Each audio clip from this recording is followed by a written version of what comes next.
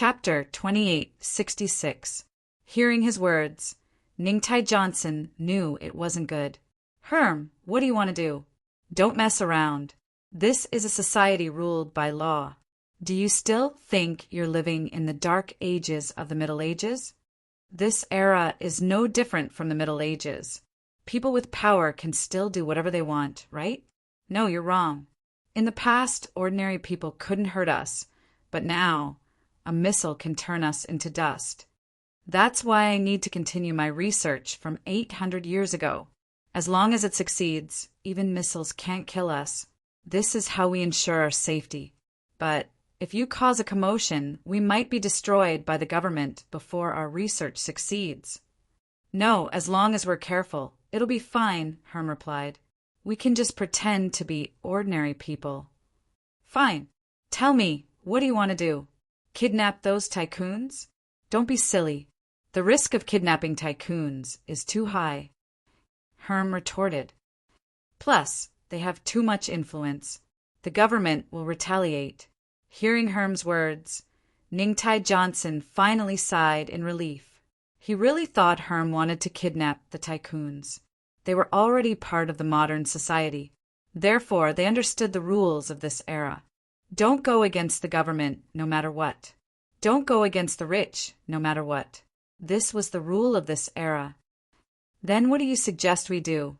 Rob a bank, of course. 3 minutes of silence, then Ningtai Johnson spat out a mouthful of blood. He really thought Herm had turned over a new leaf. He wanted to give Herm a thumbs up. In the end, his thoughts were even more ridiculous. Rob a bank? Ningtai Johnson thought Herm's central nervous system must have been corroded by the Azure Demon Potion he created. What was the concept of robbing a bank? In the movies, there would always be a group of vicious or intelligent people who fooled the police and the bank's security system. They would then casually leave with a huge sum of money. In the movies, it was really cool. In reality, it was much more troublesome than in the movies. Not to mention the small banks in the remote areas. Those small banks were destined to not have much money. For people like them, it wasn't too difficult. But how much money could they rob from those small banks? 100,000 USD was already the limit. But $100,000 was enough to buy a culture tank. So robbing a small bank was pointless. Based on their need for funds, they could only rob the headquarters of the banks located in the city center or the branches of the mega bank groups, the kind that handled tens of millions of USD every day, or the banks that acted as the cash reserve of the regional banks. Only this kind of bank could meet their needs. However, the difficulty of robbing such a bank was basically the same as attacking a military base. He didn't think that with their strength, they could easily rob this kind of bank's money. Most importantly, once their abilities were exposed. In that case, it wouldn't attract ordinary people. There was a high chance that people from the spirit world would intervene. At that time, they would be in even more trouble. You're crazy. No, I have a plan. In fact, I've been planning since you failed to find the funding. Herm explained in a serious tone. The labyrinth seeds we've cultivated are close to success. It won't be long before we can mass cultivate them. We can use them to carry out our robbery plan. Lost Path Seed. You should know the weakness of the Lost Path Seed. We haven't solved the problem of the labyrinth seed yet, Ningtai Johnson said in dissatisfaction, so forcefully using the labyrinth seed is also very risky. But if we can't find the funding, our research will have to stop. We don't have much time left. If we can't make a breakthrough, we can only become a pile of dirt. Ningtai Johnson fell silent. Of course, he understood Herm's words. He also wanted the research to continue. He also wanted to make a breakthrough. However, he and Herm were different. After they woke up, they understood the rules of this era and discussed the division of labor. Herm continued his experiments, while Ningtai Johnson walked outside and was in charge of providing Herm with funding. Ningtai Johnson had been outside for a long time. He understood the rules of the outside world better than Herm. Therefore, he understood their position and strength better. This era was the era of ordinary people.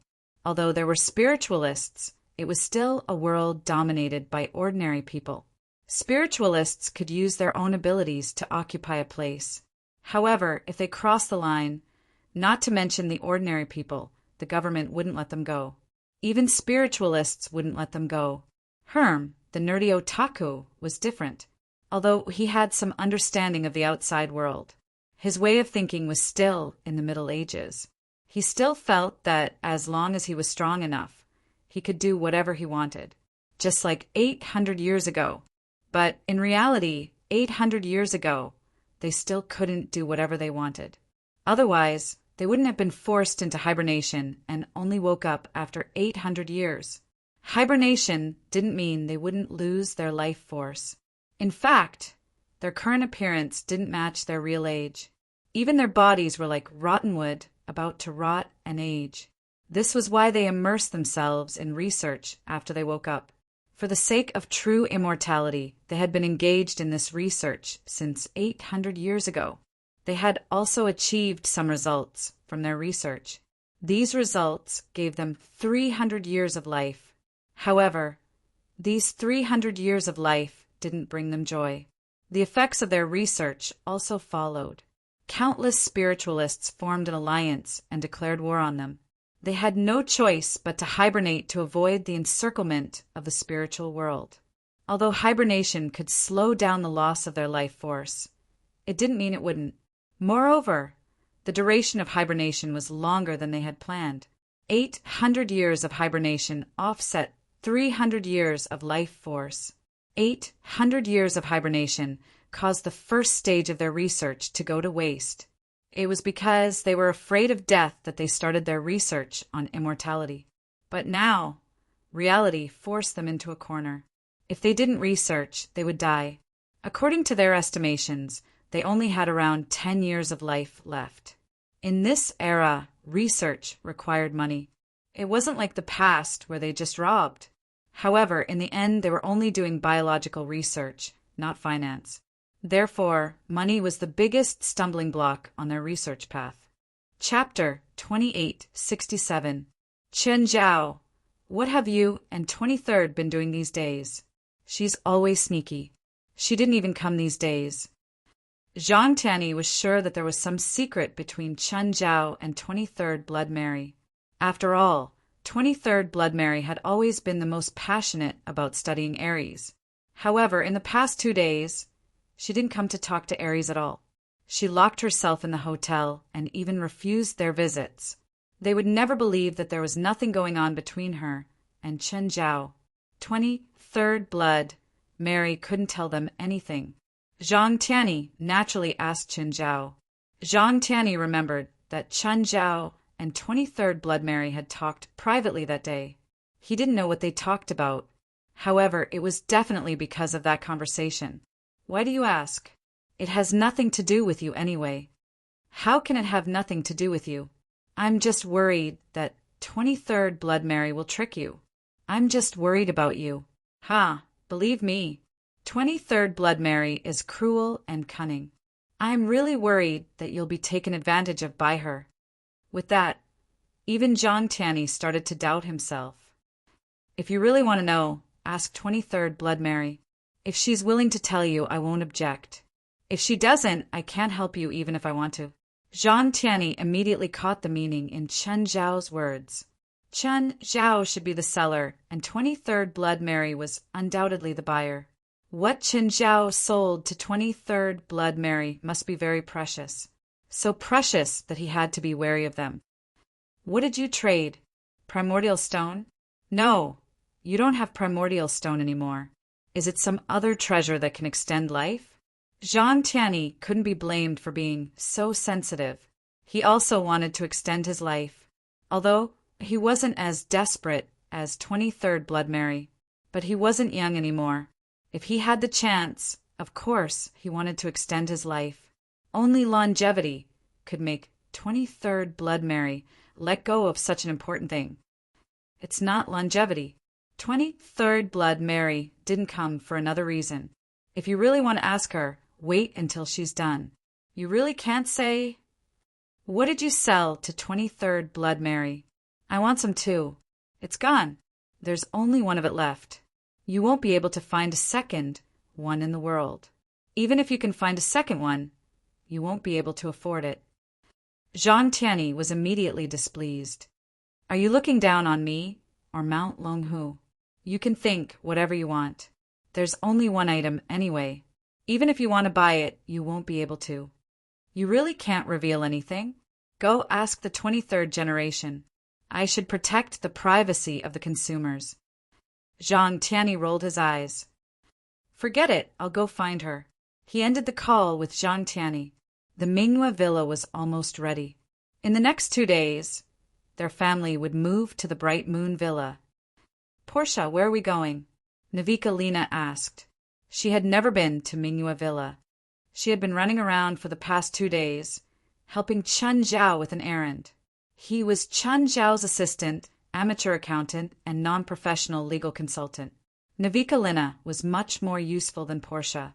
Of course, Portia was also highly educated.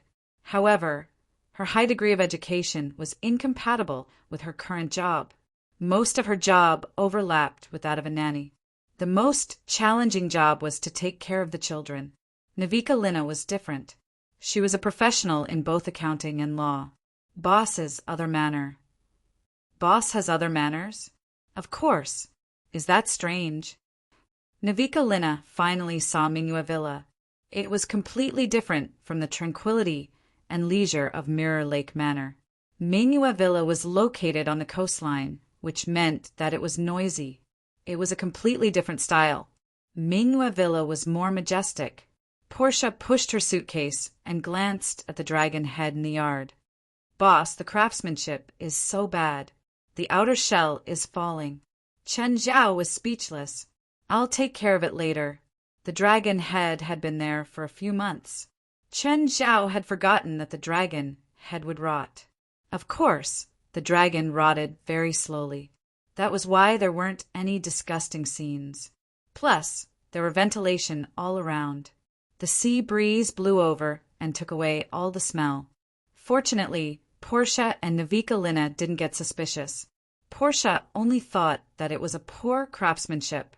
Back then, Chen Zhao had spent a lot of money to hire a Hollywood prop artist to do the script. But how should he deal with it? Throw it away? It was a dragon head, after all. It was valuable, even though the preservation wasn't done well. However, even the dragon bones and dragon horns were still very valuable. But put it away? Where should he put it?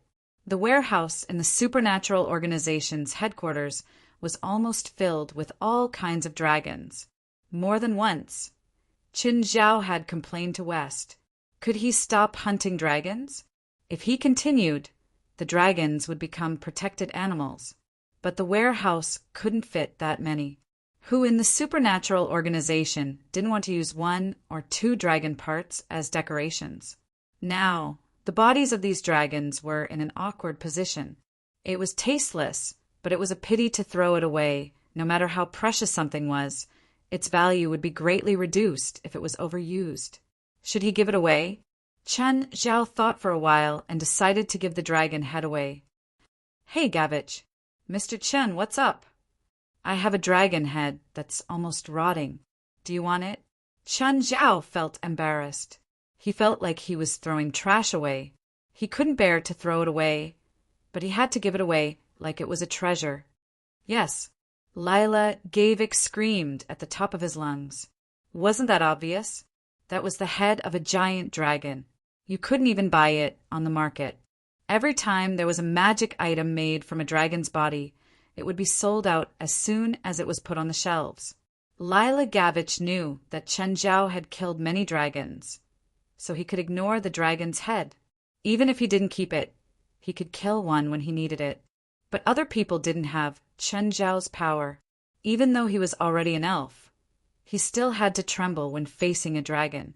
For example, his dark elves had to sacrifice at least half of their population to kill a dragon. But now, Chen Zhao was giving away a dragon head for free. Only an idiot would reject it. Okay, come to my Minghua Villa. I still have some people. When Lila Gavich brought people over, he realized that the so-called rotting dragon head was actually slightly rotting. The situation was much better than he had expected. Lila Gavich was even happier. This thing was worth a lot on the market, let alone for his own use. 9 Heavens, Divine Emperor. Chapter 2868.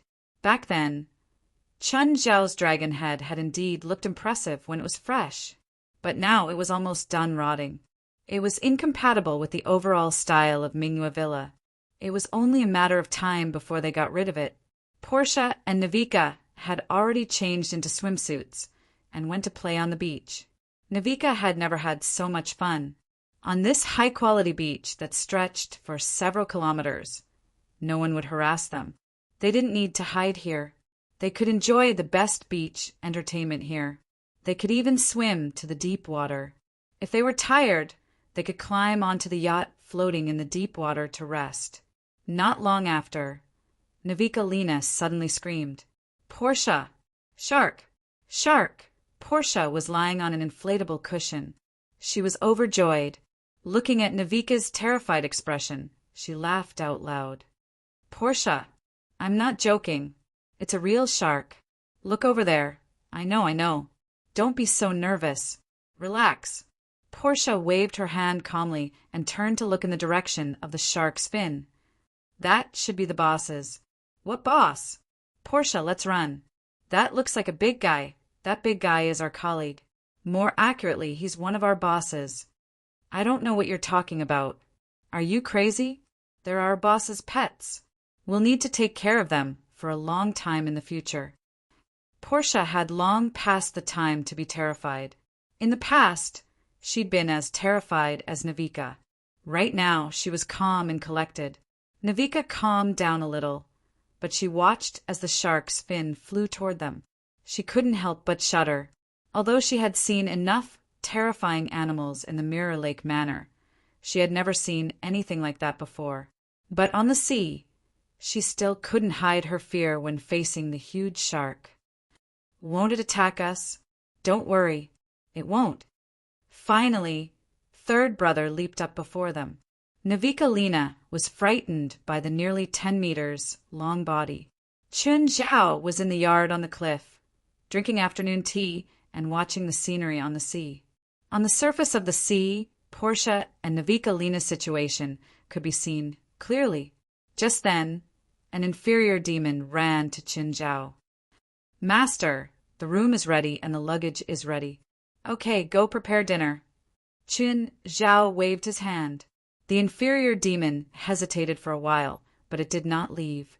It hesitated on the spot. "What? Anything else?" "Master, that..." The inferior demon suddenly knelt on the ground and kowtowed. "Master, I want to learn magic." Why do you study magic?" "Master, magic can solve many things. Cooking, housework, and guarding the manor can all be improved through magic. Last time at Mirror Lake Manor, a leopard broke into the manor. In the end, more than a dozen of our brethren couldn't kill the leopard. It was Lord Raymond who took action and killed the leopard. Lesser demons were treated as servants in the infernal realm, but no one treated them as guards. It wasn't that they couldn't learn magic, it was just that their talent was really worrying. If you want to learn, then learn. I'll go to hell next time and help you find some suitable demonic magic." "Thank you, Master." The inferior demon happily went to do its work. In the evening, the whole family came back.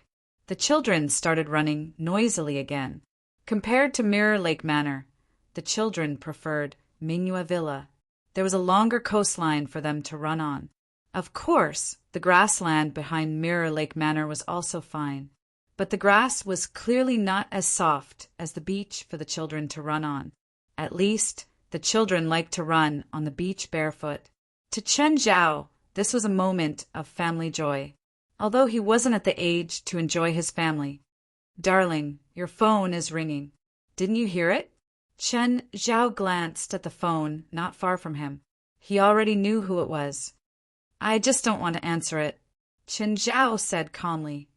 "Why? Is it your enemy?" "No, it's the ruler of L.A. Zhao's underground world. Half a month ago, he was just a lackey. In fact, Tim and Bodhi had contacted Chen Zhao many times, but Chen Zhao ignored them all. They were only looking for Chen Zhao to pay tribute to him, although they had already ruled over all the gangs in Los Angeles. But they were clear about one thing: whether they could keep their position as the boss. It wasn't about how powerful they were. It was about whether Chen Zhao would agree. So, after completing the integration of the gangs in L.A., the first thing they did was to contact Chen Zhao and express their sincerity, that they wouldn't do anything bad in the future. Fei Lai glanced at Chen Zhao's phone. Answer it. If you don't like them, tell them not to call you. Chen Zhao still picked up the phone and asked coldly, "What's up?"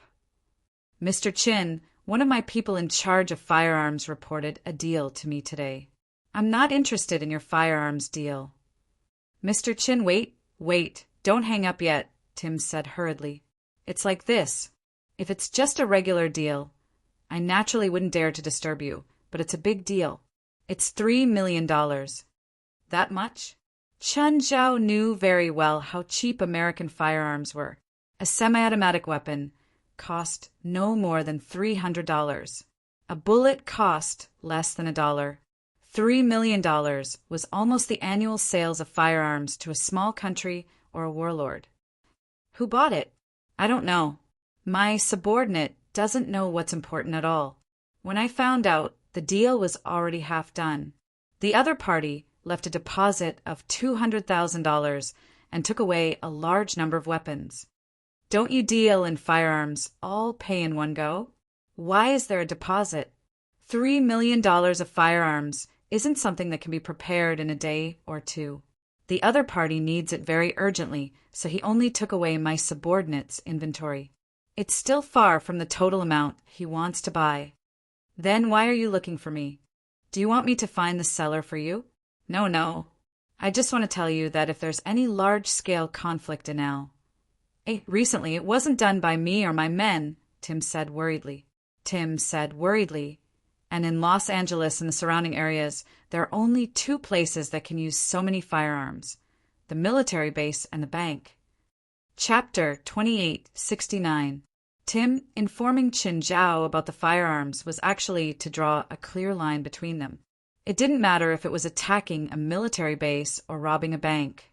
It had nothing to do with Chen Zhao. However, Tim knew that Chen Zhao had gotten involved in the gangs mainly because it affected his personal life. Chen Zhao didn't like the chaotic Los Angeles. This was also the reason why Tim and Bodhi tried their best to restrict the gangs' actions after they took control of the LA gangs. They didn't want them to continue disturbing the peace. With their control, the effect was very obvious. The crime rate in Los Angeles plummeted. Obviously, Tim and Bodhi were guarding their own little plot of land. They weren't good people, but they weren't robbing people on the streets either. Their buying was worse than robbing people on the streets. However, it wasn't something that ordinary people could feel. Chen Zhao didn't want all the gangs to disappear. He just needed a world of light that he couldn't see. Robbing a bank was clearly a very bad thing. Tim naturally needed to draw a clear line between them. Chen Zhao thought about it. It probably had nothing to do with him. However, Amelia was still a friend and a business partner. After hanging up with Tim, Chen Zhao picked up Amira's phone. "Amira, how have you been?" "Nothing good, nothing bad. What's up? Do you need a loan? I can offer you the lowest interest rate." Amira's professional habit. This was Amira's professional habit, even though she knew that Chen Zhao probably had more cash than the bank. This meant that Chen Zhao couldn't be attacked at all. Most capitalists had a certain debt ratio. Even their personal assets like cars, houses, and yachts weren't enough, not to mention their companies. Most of the time they would buy with loans. Even if they had enough money, they would still choose to buy with loans. This was because they needed to keep more cash for investment or reserve. This was a special rule given by this era. Therefore, most listed companies would have a certain percentage of shares in the hands of banks. But Chen Zhao was different. Other than the 5% shares of Mountain Beer that he'd sold to Amira, He hadn't mortgaged any shares. Moreover, the 5% was owned by Amira, not the bank. Chen Zhao didn't owe the bank any money. Instead, it was his cash. He was currently Amira's biggest cash customer. If Chen Zhao had to withdraw all the money one day, Amira would probably lose his position as the manager of the branch. It could be said that Chen Zhao's current assets could already affect the bank's decision-making power, even if it was indirectly. To effectively manage and invest Chen Zhao's cash, the bank even set up an investment management team led by Andrews to help Chen Zhao manage the cash. I'm here to tell you something. Chen Zhao was not interested in Amira's promotion at all.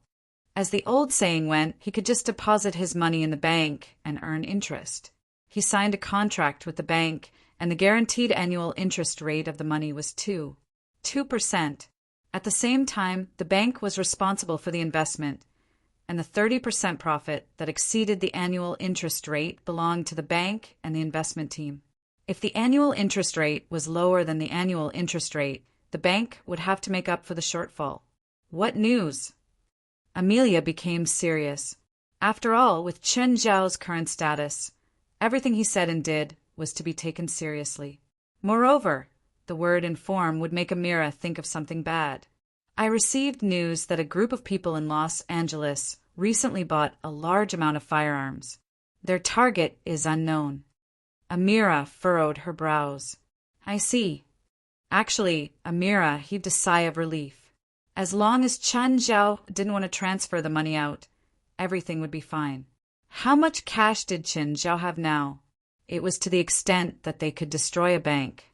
For example, she was in charge of Citibank in Los Angeles. Chen Zhao would deposit the money in, and the bank would use it for investment. If Chen Zhao wanted to withdraw the money now, the bank definitely wouldn't be able to.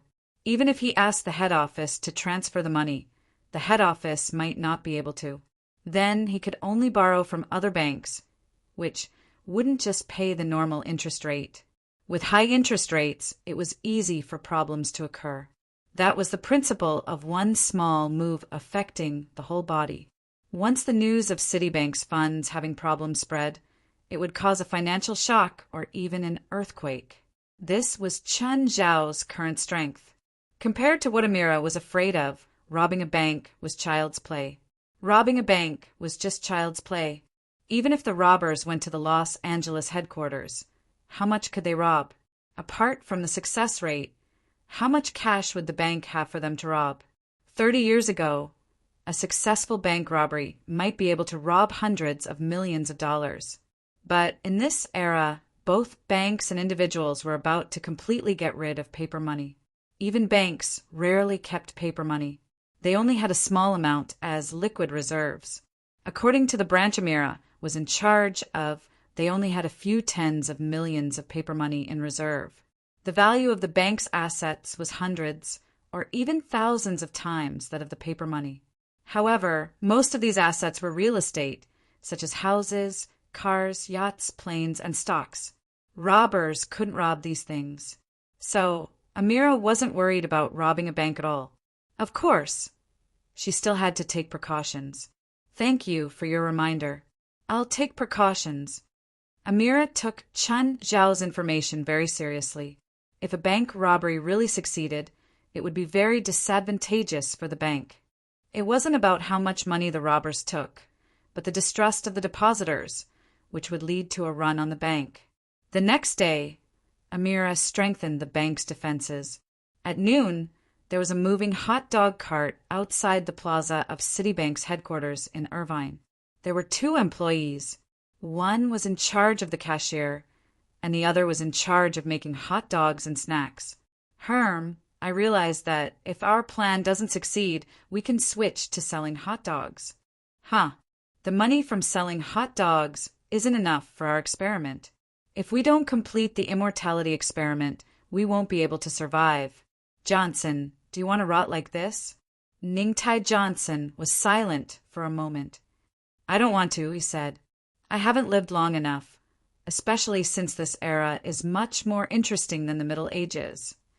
Just then, 2 modified commercial cars stopped in front of the bank. 20 fully armed people alighted from the cars. Has information about our operation been leaked? How is that possible? Only the two of us know. Do you think it's me or you? Chapter 2870. It was Ningtai Johnson and Herm's plan from the start.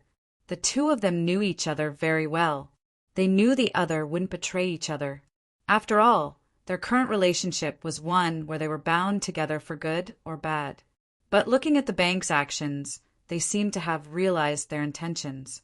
If we didn't leak the information, how did the bank know? Herm couldn't understand. It's the people who sold us the weapons. Ningtai Johnson suddenly thought of this possibility. We bought a large amount of firearms this time. The firearms dealer might have sensed our intentions and sold our information immediately. Those damn people, I'll show them. Those arms dealers are a small problem, but we can't go find them now. Maybe they've already set up a trap and are waiting for us to walk into it. In other words, we can't get the rest of the weapons. We'll deal with this later. Now, we should focus on the proper matters. The two quickly calmed down and started planning. How does it feel to control the seed? Herm asked. Ningtai Johnson raised his hands, looked at them, and then clenched them. It feels special. I can sense it, but the transmission is half a beat slower than normal. That's normal. After all, our bodies are dozens of kilometers away from the seed. The transmission of senses is naturally much slower than normal nerves, Herm said. Although our reactions and actions are beats slower, this can prevent us from being in danger.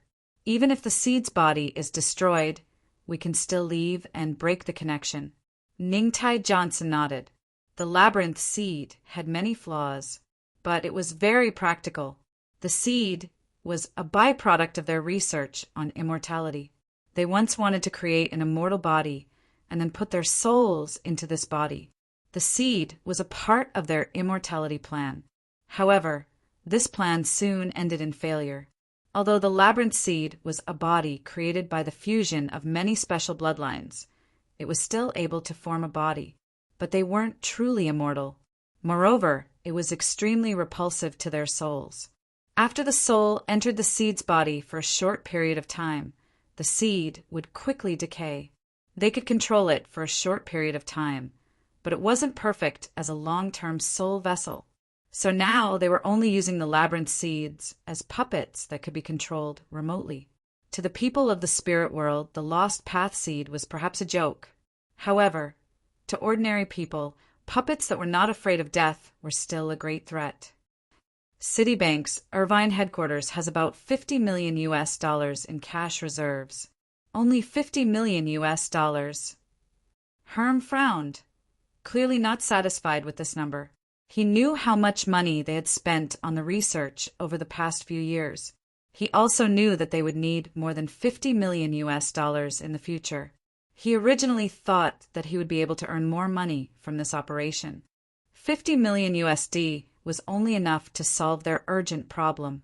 However, they were unable to truly maintain it until their research on immortality was completed. Ningtai Johnson glanced at Herm and said, "Don't underestimate this $50 million. This is the bank with the highest reserves in the West Coast.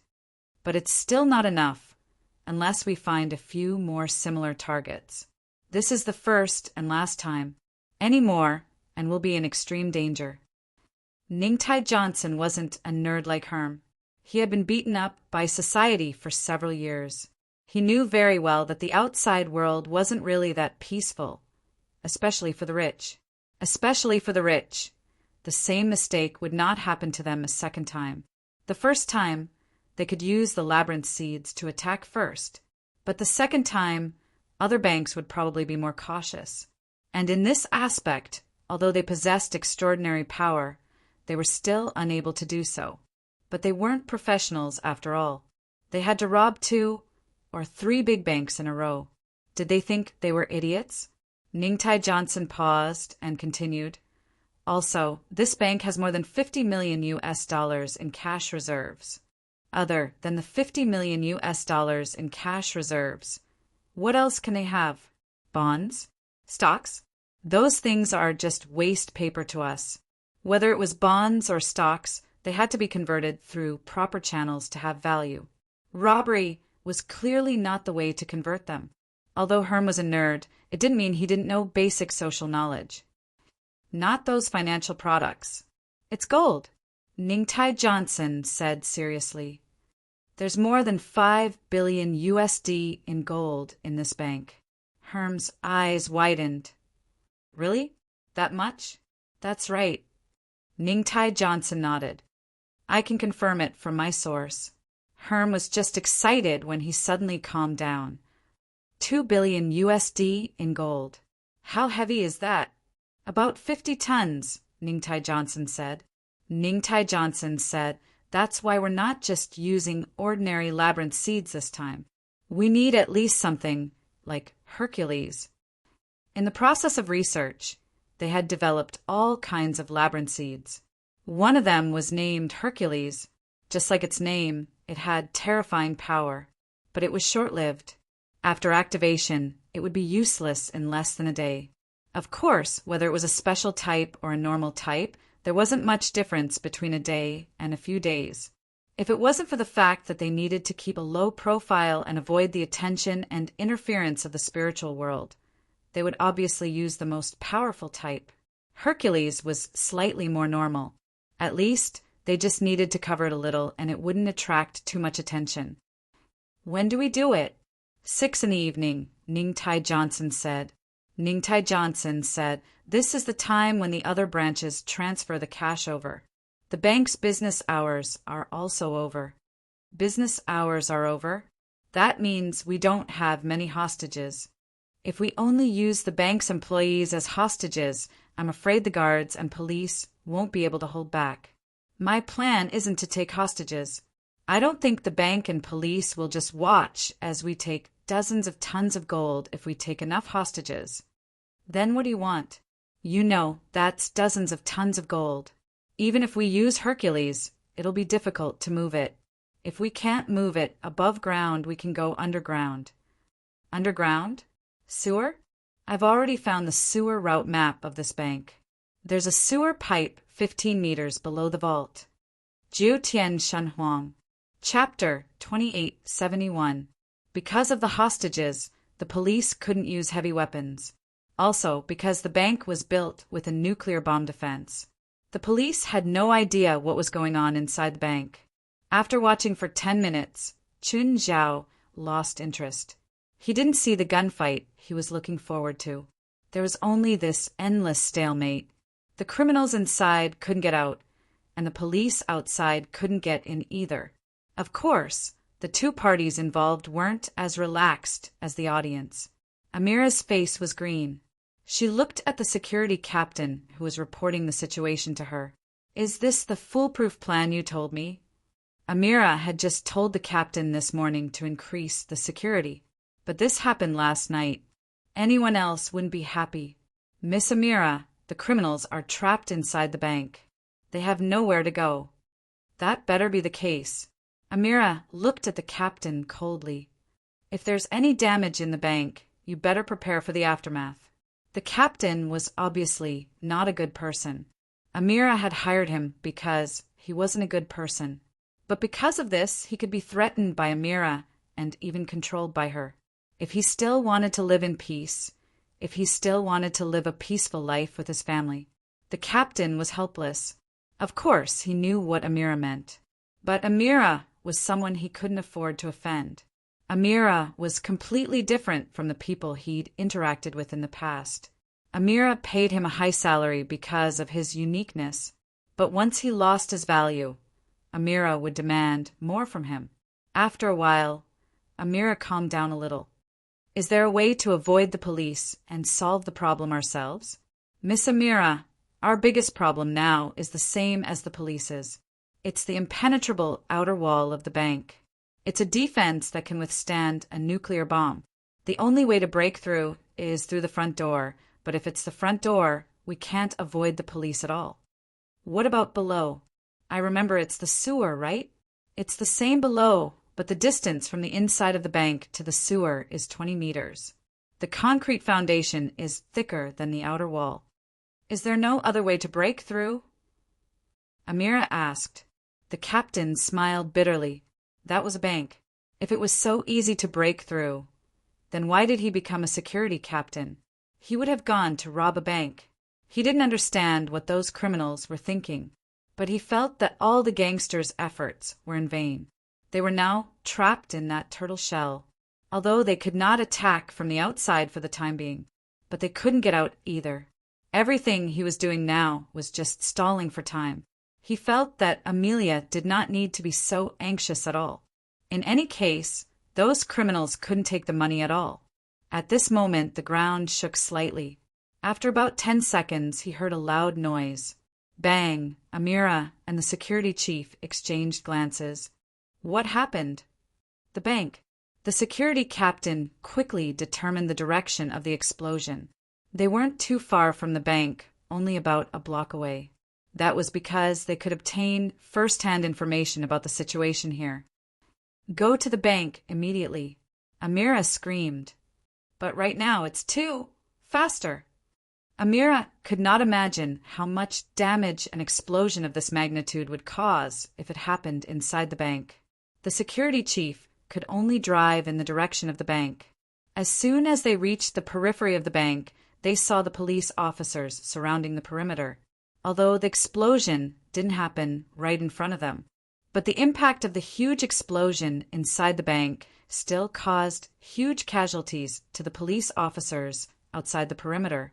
As far as the eye could see, everywhere they passed was a scene of devastation. All the glass windows and doors of the bank had been destroyed.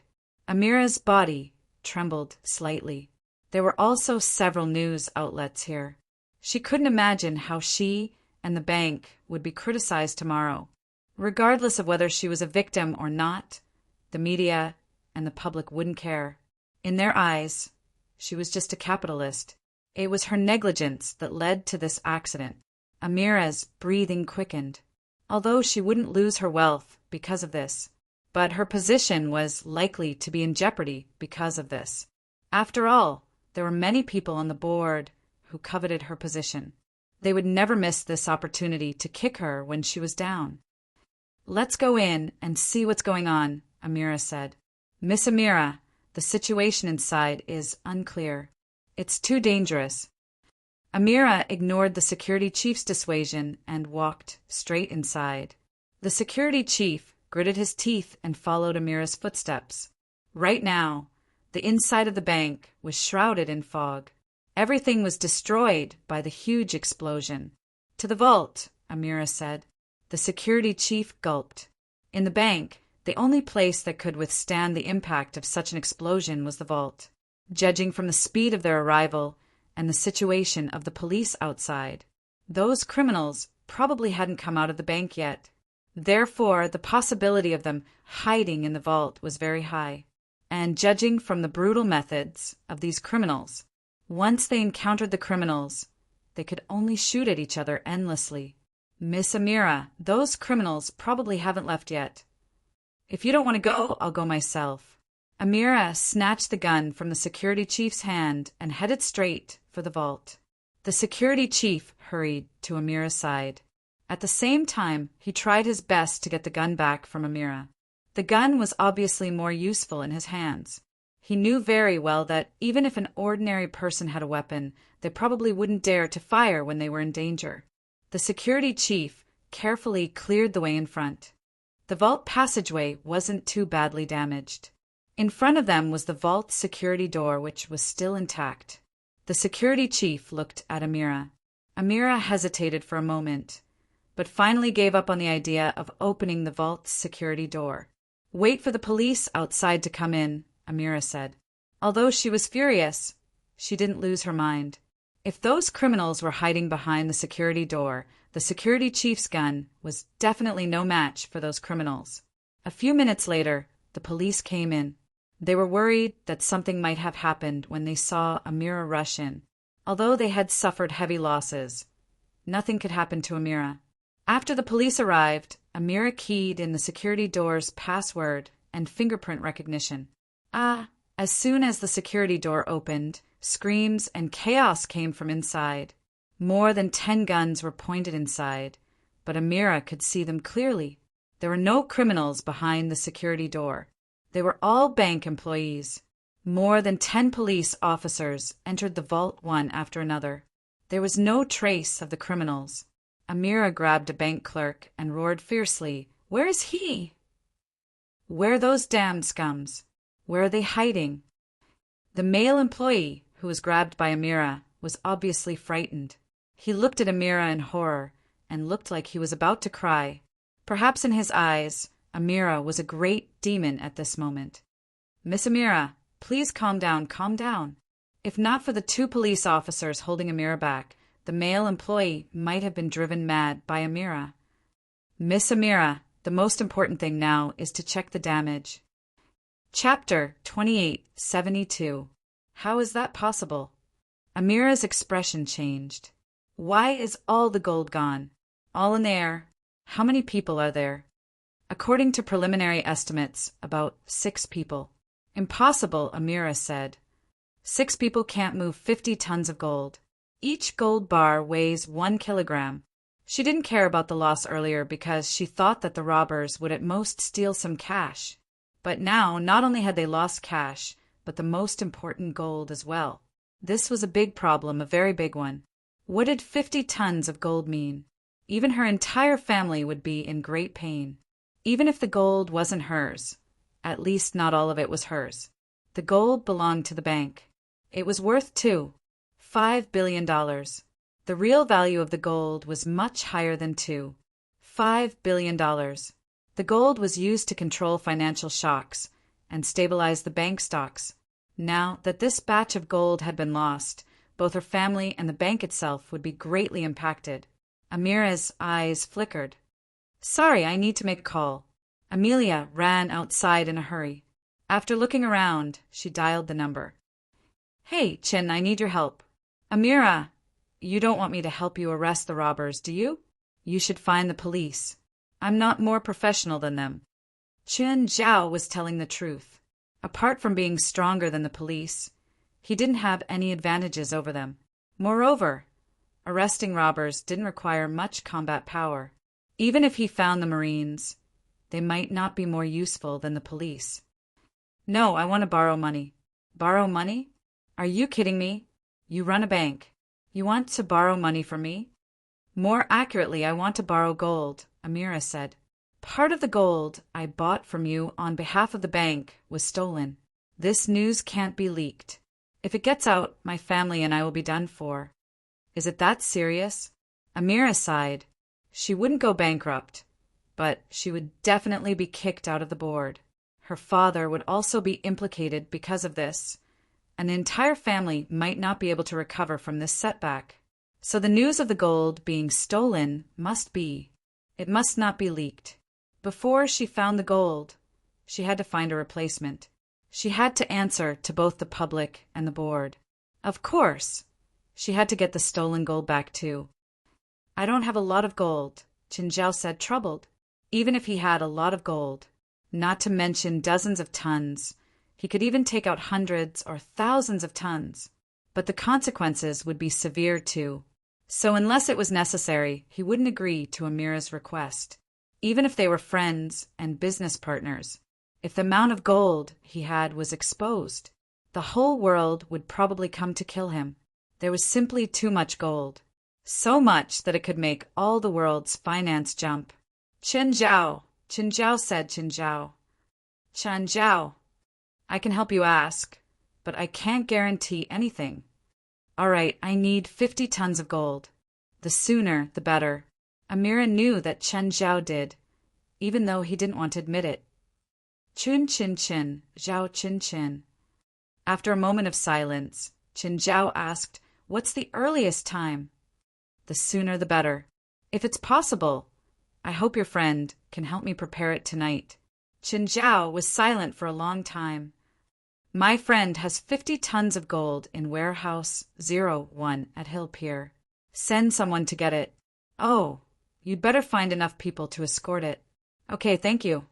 Amira hung up quickly. She wanted to continue thanking Qin Zhao on the phone. But time didn't allow it. Her family would ask about the situation in half an hour. The gold theft couldn't be kept a secret for long. She needed to replenish the gold as soon as possible. After hanging up, Amira turned around and saw the security captain walking toward her. "Ms. Amira, it's my mistake. I'll take responsibility." Amira stared at the security captain with a cold face. "I don't care how you're going to take responsibility after this. Before that, you need to help me solve the problem. Contact your former colleagues. Even if you have to turn Los Angeles upside down, you need to find those bastards and place their heads and my gold in front of me." The captain nodded. "I will." This group of people had disgraced him. It also pissed him off. "I've already found some clues about them in the sewers," the captain said. "They might be good at robbing, but they're not good at hiding their tracks." Amira glanced at the captain, who felt even more awkward. Not long ago, he'd said confidently that the sewers couldn't be an escape route. But reality proved that his imagination was still too low. The culprit had used highly concentrated Jadon to destroy the foundation. Of course, the actual operation was more complicated. To put it simply, they'd stuffed the Jadon into the pipe under the toilet. The police had already collected and tested the traces at the scene of the explosion, but the results weren't out yet. They still didn't know what kind of Jadon the culprit had used. But to be able to create a 1-meter hole in the foundation was already a military chemical Jadon. "Can you promise to find them?" "Yes, I can promise you, Ms. Amira. As long as you can find them and capture them, I won't pursue your mistake," Amira said. "And I'll pay for everything." 3 days! "I only need 3 days," the captain said decisively.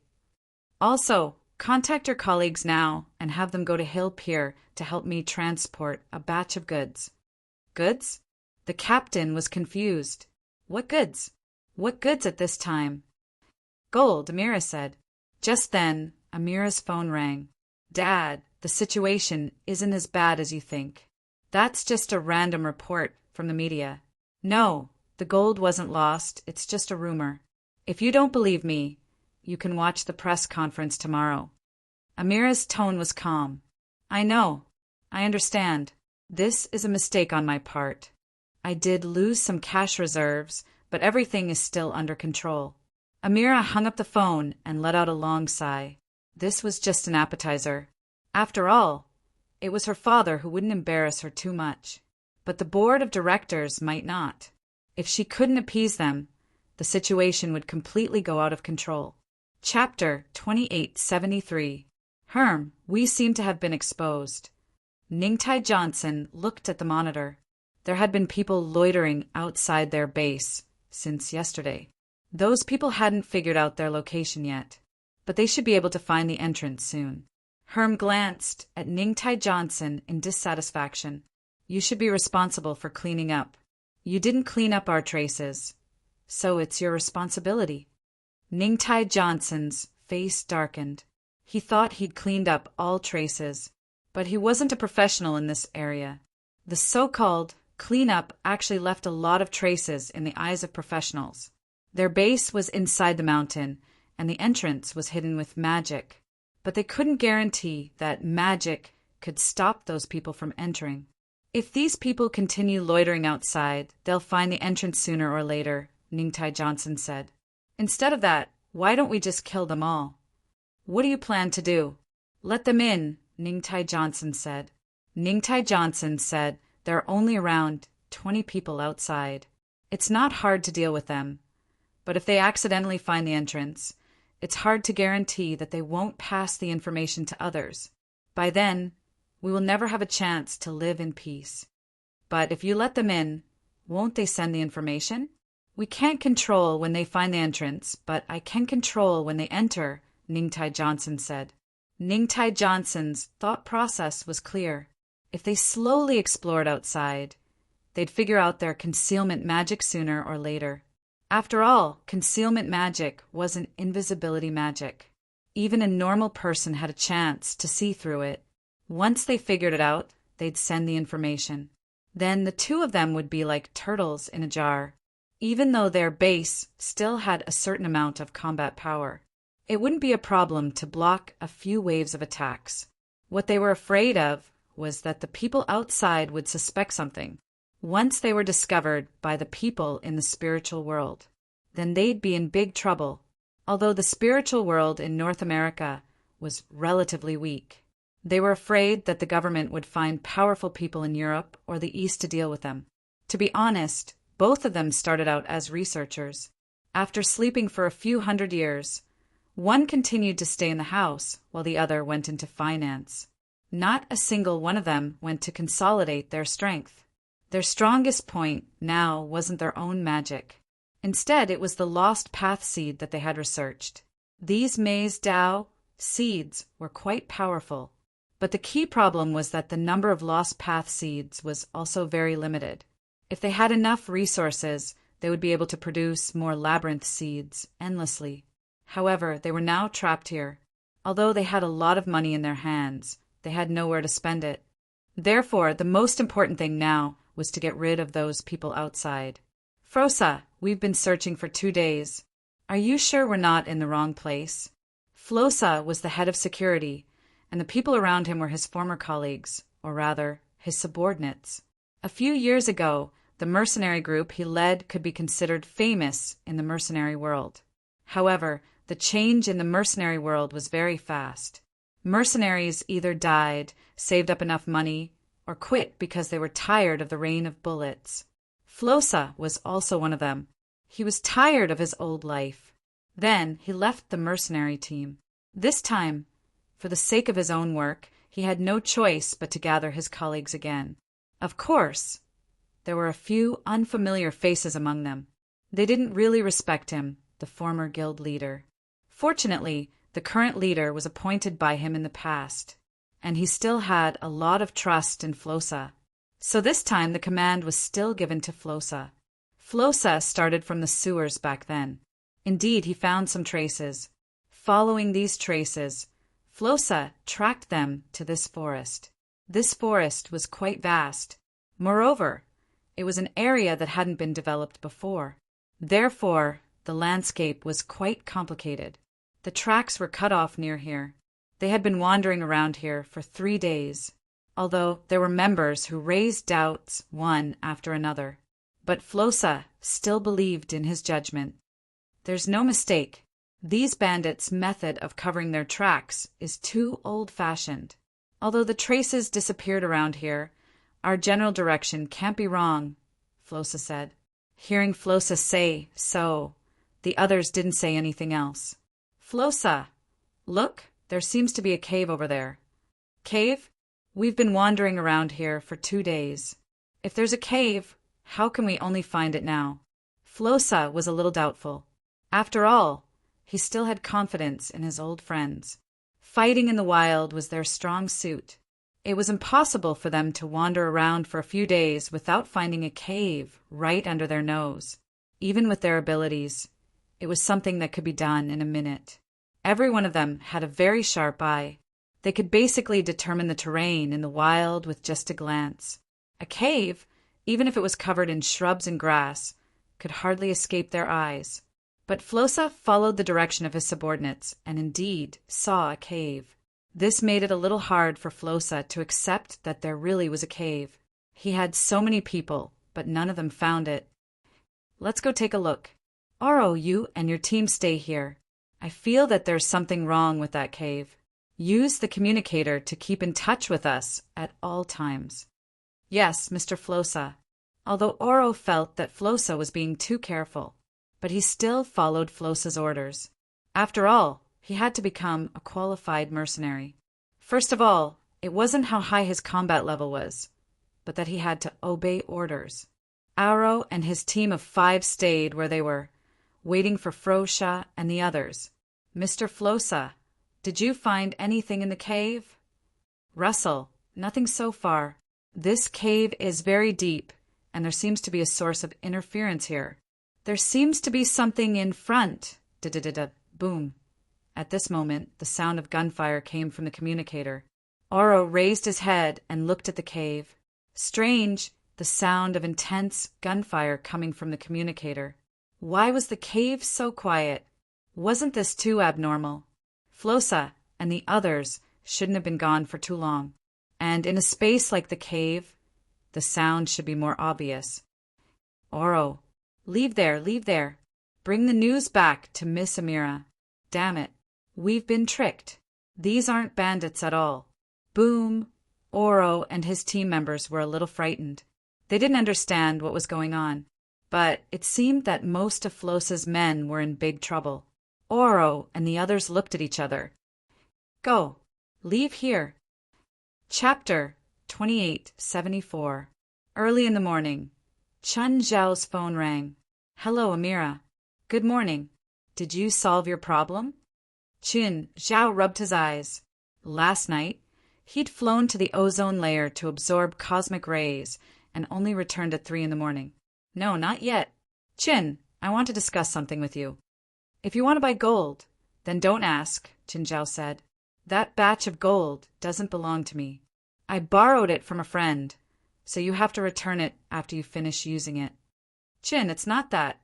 Amira's tone was rather serious. I suspect that the bank robbery is one of your kind. You should take care of it, right?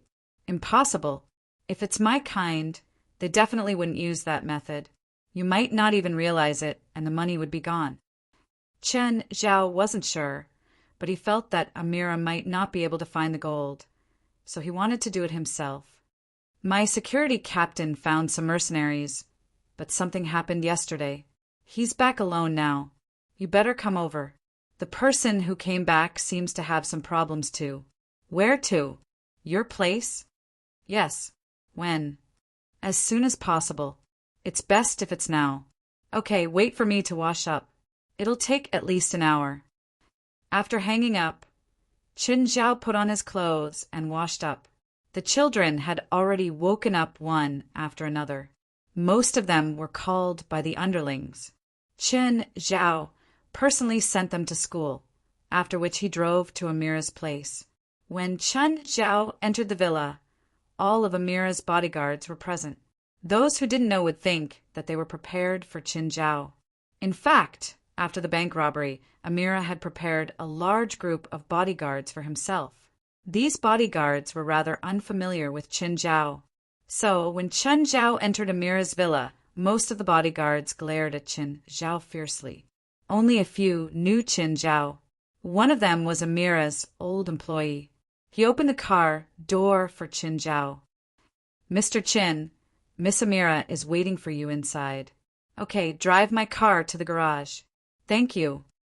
When Chen Zhao entered the living room, Amira was sitting on the sofa, listlessly rubbing her forehead. I can see that your mental state is so bad early in the morning. Do you need me to prescribe a course of medicine for you? Amira looked up at Chen Zhao, his face full of exhaustion. I'm not in the mood to joke with you right now. What about the survivor you mentioned? Where is he now? Yamala brought Chen Zhao upstairs and pushed open a door. In the corner of the room, a person was wrapped in a bedsheet, curled up in the corner and shivering. That's him. Oro, get up. I have something to ask you. Between the sheets, Oro carefully looked at Yamala and Chin Zhao at the door. I've said everything I need to say. I need you to repeat it again. Don't make me recall that scene again. I don't want to recall it. Oro's voice was clearly agitated, but at the same time there was a hint of fear in it. Amira, let me talk to him alone. Amira glanced at Oro and then at Chin Zhao. All right, let him calm down a bit. Chin Zhao sat on the bed and looked at Oro, who was wrapped from head to toe. Let me guess what you saw. A monster? Or something cruel? Oro's body trembled slightly. Seeing Oro's reaction, Chen Zhao continued, The cruelest scene I've seen is cannibalism. Have you seen it before? Don't say any more, don't say any more. Is it a human cannibalism or a monster cannibalism? Chen Zhao asked immediately. Don't ask any more, Oro roared hysterically. You don't understand. The scenes in the movies are different from reality. No, I understand, Chen Zhao said. How do you understand? You're just saying it. Huh. What do you think Amira is here for? Oro couldn't help but poke his head out from the tightly wrapped sheets and look at Qin Zhao seriously. What, are you a psychic?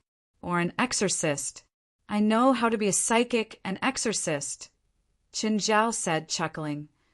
But I'm a doctor. Really? Then you've met many patients, right? Probably. Can this be healed?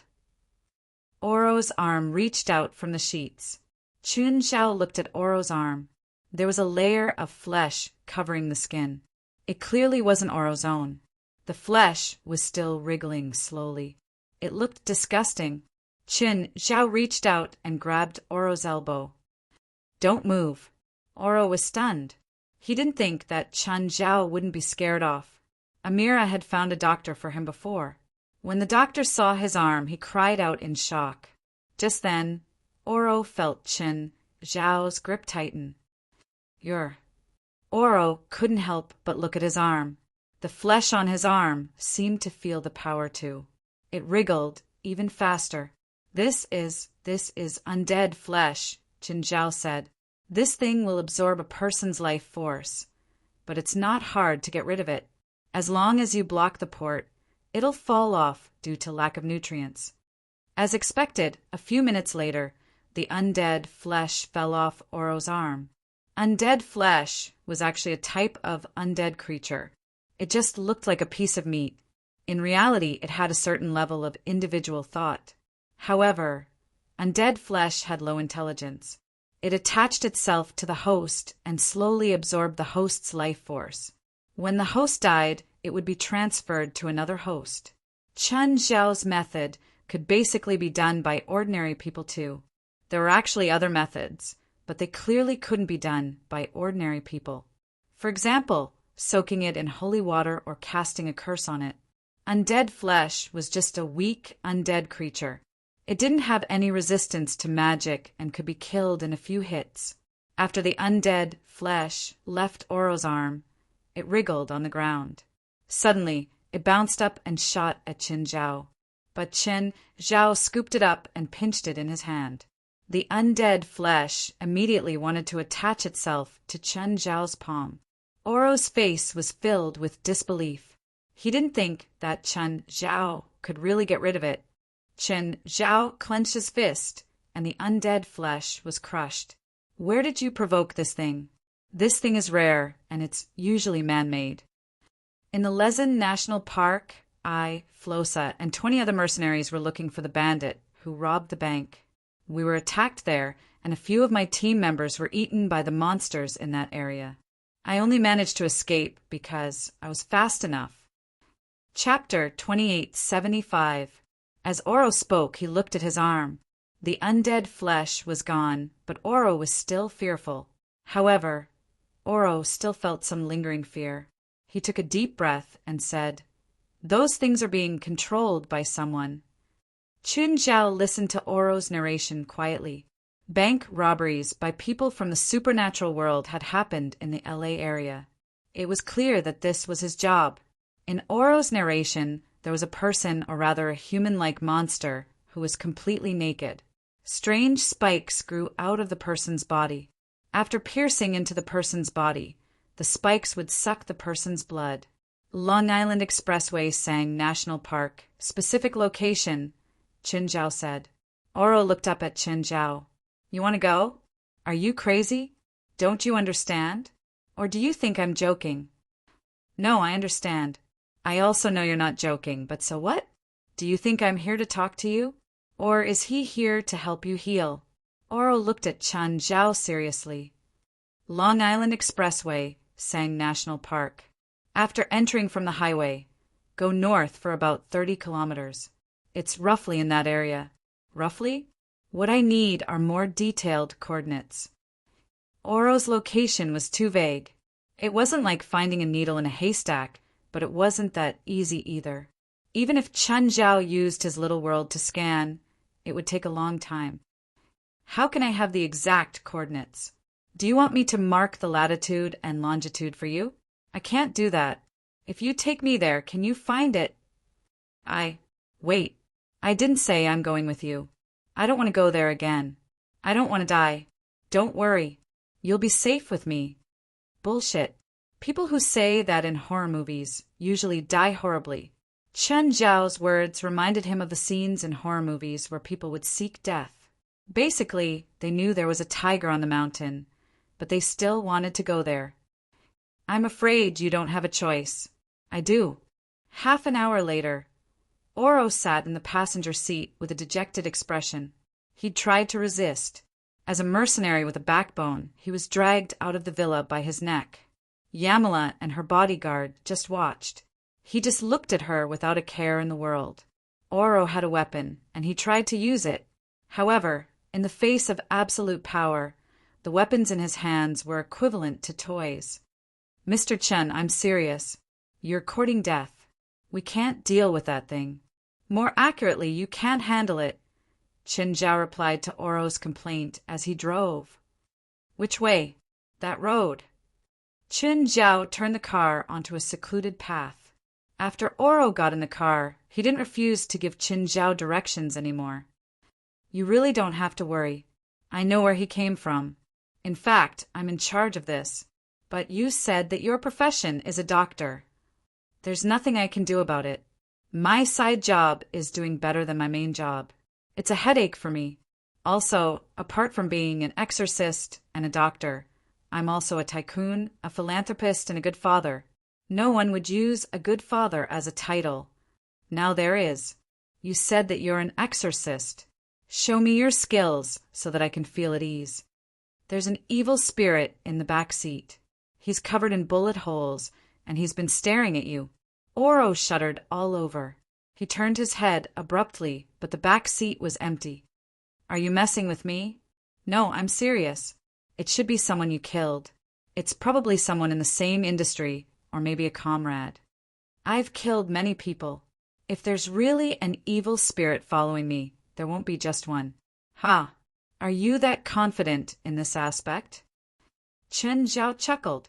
Since Oro was a mercenary, it was normal for mercenaries to kill people, so there was nothing to criticize.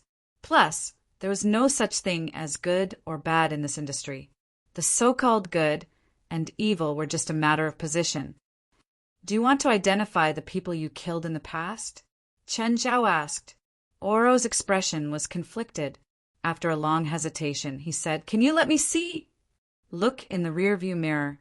Oro raised his head to look at the rearview mirror. In that instant, he saw a man covered in bruises from head to toe. His face, chest, and limbs were all covered in bullet holes. Yair! Oro exclaimed after recovering from the shock. You seem to be familiar with this evil spirit. Is he your colleague? He's my brother, Oro said, his face ashen. You killed him? No, how could that be? I would never shoot my brother, Oro said, gritting his teeth. Oro said through clenched teeth. He looked at the rearview mirror again. Yell, how did you die? He can't hear you, just like how you can't hear me, Chen Zhao said. Do you have any grudges with him? No, we're brothers. We might have disputes, but there's no conflict. So he's not here for revenge? Oro's heart was heavy. Can you help me communicate with him? You should know how, right? No, but I know someone who can. Chen Zhao indeed didn't know the spell. Even if Oro could see Yair now, it was because Chen Zhao had used his power to make Yair's reflection in the rearview mirror. However, psychic spells weren't very advanced. One didn't even need to actively use it. They just needed to find an area with dense spiritual qi. Yair could appear before Oro by himself. Of course, Chen Zhao couldn't let Oro and Yair go to his house. But introducing one or two spiritualists was no problem. By now, Oro had already accepted the fact that Chen Zhao was a spiritualist. Are you sure you can deal with those monsters? I heard that psychic and exorcism are two different systems. Are you okay with that? Psychic is my side job. Exorcism is my main job. In fact, exorcism isn't my main job either. Maintaining the peace and stability of the spiritual world is my main job. Then your main job as a doctor. That's my main job, but I don't have a medical license. Most of the time I practice medicine illegally. In other words, you're a doctor, but not a professional. Wait, I said illegal, not unprofessional. Even if you lose a limb, I can help you grow it back. Oro obviously didn't believe Qin Zhao. Instead, he was even more suspicious of Chen Zhao. He felt that Chen Zhao knew everything, but was not good at anything. This made him very doubtful about his journey as a guide. How about we go earlier tomorrow? Even if we get there now, it's already dark. If we go through the forest, it'll probably be past midnight. Chapter 2876. Qin Zhao didn't care about Oro's retreat. It was only noon. They had plenty of time. Of course, for Chen Zhao, it was more suitable to search at night. After all, many things would only go out at night. The car stopped in front of the forest. Oro got out of the car unwillingly. He glanced at Chen Zhao, who got out slowly. Mr. Qin, you're a billionaire. Do you need to take risks like me? Isn't enjoyment your daily life? You're right. Chen Zhao shrugged. But work is work. Plus, I don't like people breaking the rules in my territory. It's just a temporary interest. After you kill 10 people or go through a baptism of hell, you won't be interested anymore. You know, the scariest thing in life is turning your interest into a job. I've killed more than 10 people, and it's definitely not the number you think, Qin Zhao said casually. Walking in front, he said, plus I've seen real hell. It's the name, not an adjective. Oro didn't really trust scammers. Even though Chen Zhao had proven with his actions that he was a professional, Oro still didn't really believe Qin Zhao. After all, in his impression, scammers all like to exaggerate. For example, good people went to heaven and evil people went to hell. Especially Oro, who had watched thousands of horror movies. Basically, exorcists didn't have good endings in those horror movies. They've basically solved one or two small problems for the main character. They gave the main character some constructive suggestions. Once it came to a boss battle, they died more than anyone else. They couldn't even take a few normal attacks from the boss. Then, the main character and the main character ran for their lives for the whole night. Oro was now wondering if he had the fate of a main character. He felt that he should have the luck of a main character. The entire mercenary group ran away by themselves. Plus, he had a good image and many women. Very standard main character requirements. Of course, as soon as he entered the forest, his legs became a little weak. He wanted to retreat at any moment. He felt that every patch of grass above his knees that his legs passed through was hiding something that made his hair stand on end. There was a pair of eyes at the top of every tree. This made him look like he was floating. He didn't find anything along the way. Qin Zhao turned around and asked, "How long until we find the place?"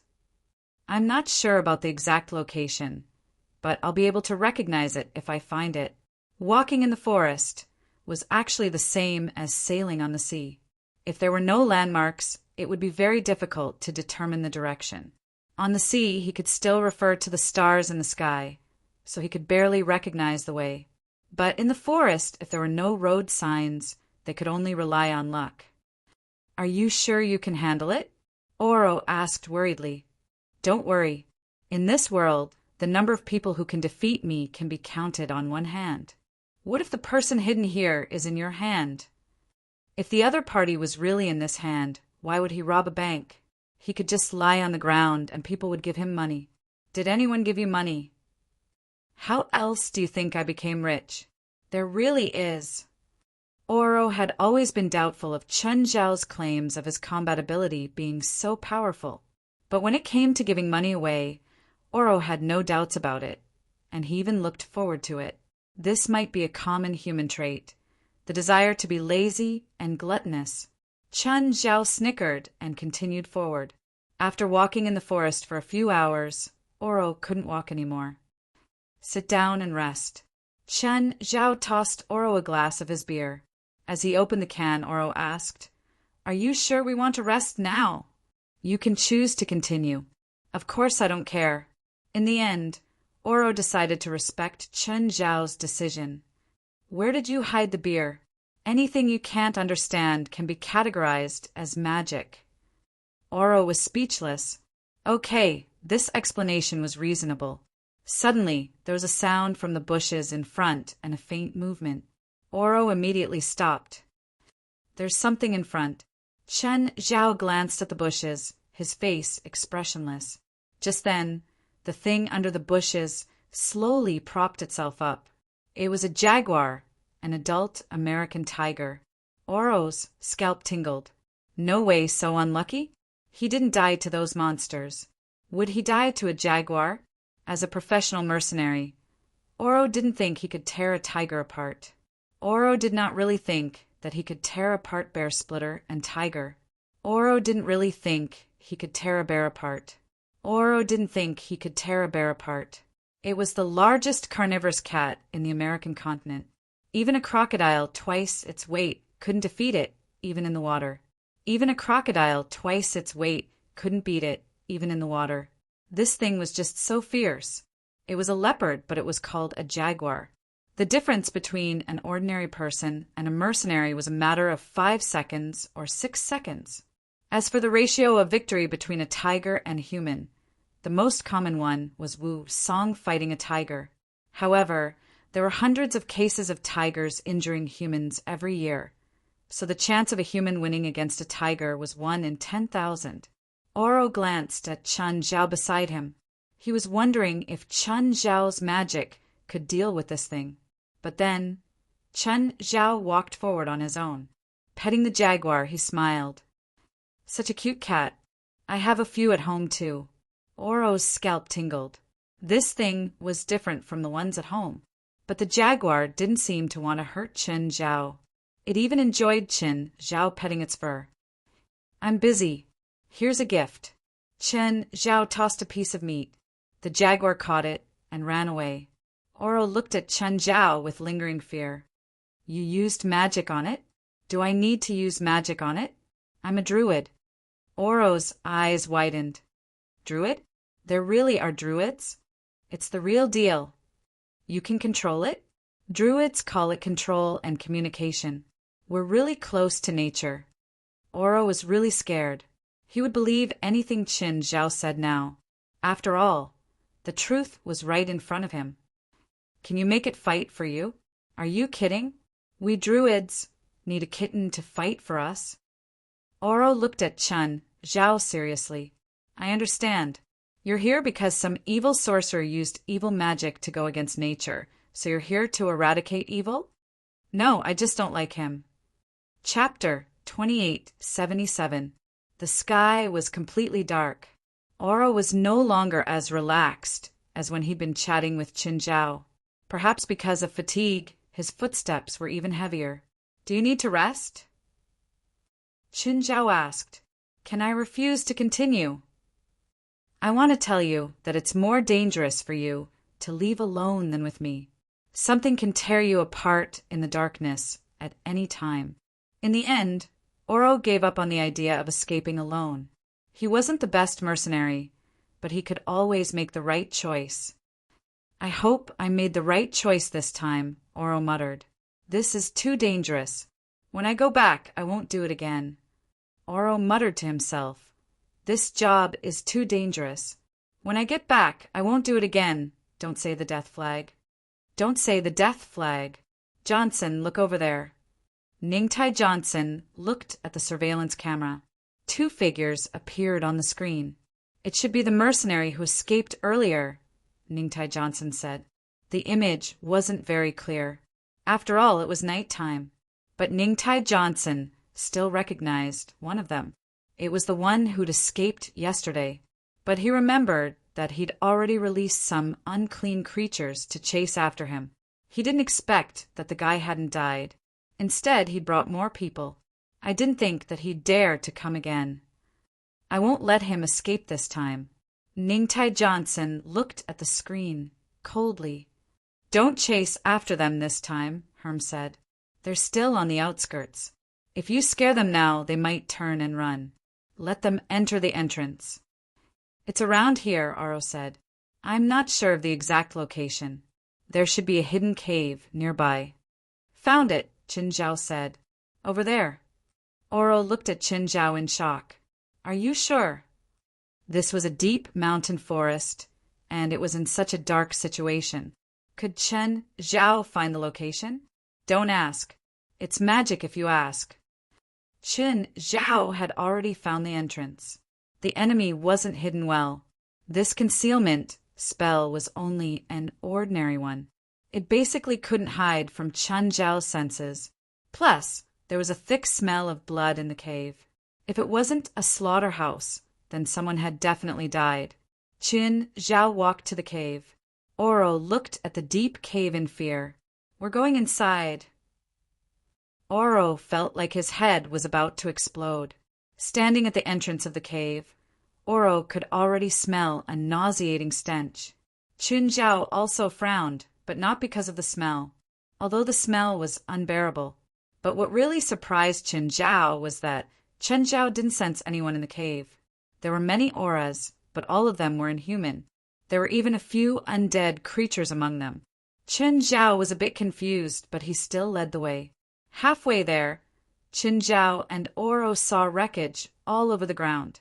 Oro suppressed his grief, or perhaps it could be said that his fear far surpassed his grief. Obviously, the corpses on the ground were his former comrades. However, Oro was in no mood to mourn for them, because he felt that he might follow in their footsteps. He felt that his body was completely stiff and his limbs were not listening to him. The deeper they went, the more tragic the scene became. Mr. Qin, don't you think this doesn't look like an entrance, more and more like... Oro's voice was trembling. You want to say that this is more like a place to raise pets, right?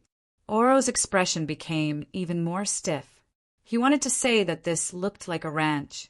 Of course, it definitely wouldn't be cattle or sheep. We still have to go in. Of course, we're already here, Qin Zhao said matter-of-factly. But didn't you see the things along the way? I said I'm a professional. No, you said you're an amateur. Qin Zhao suddenly stopped. Oro looked at Qin Zhao and suddenly had a bad feeling. What's wrong? Shine the light on the wall in front of us. Oro knew that Qin Zhao must have found something bad. He didn't want to, but his body was honest. The moment the light swept across the cave wall, the light disappeared. He saw pieces of flower petals. More accurately, petals' mouths. There were many unknown creatures on the wall. They were grayish-white and slightly smaller than adults, but their mouths were wide open like petals.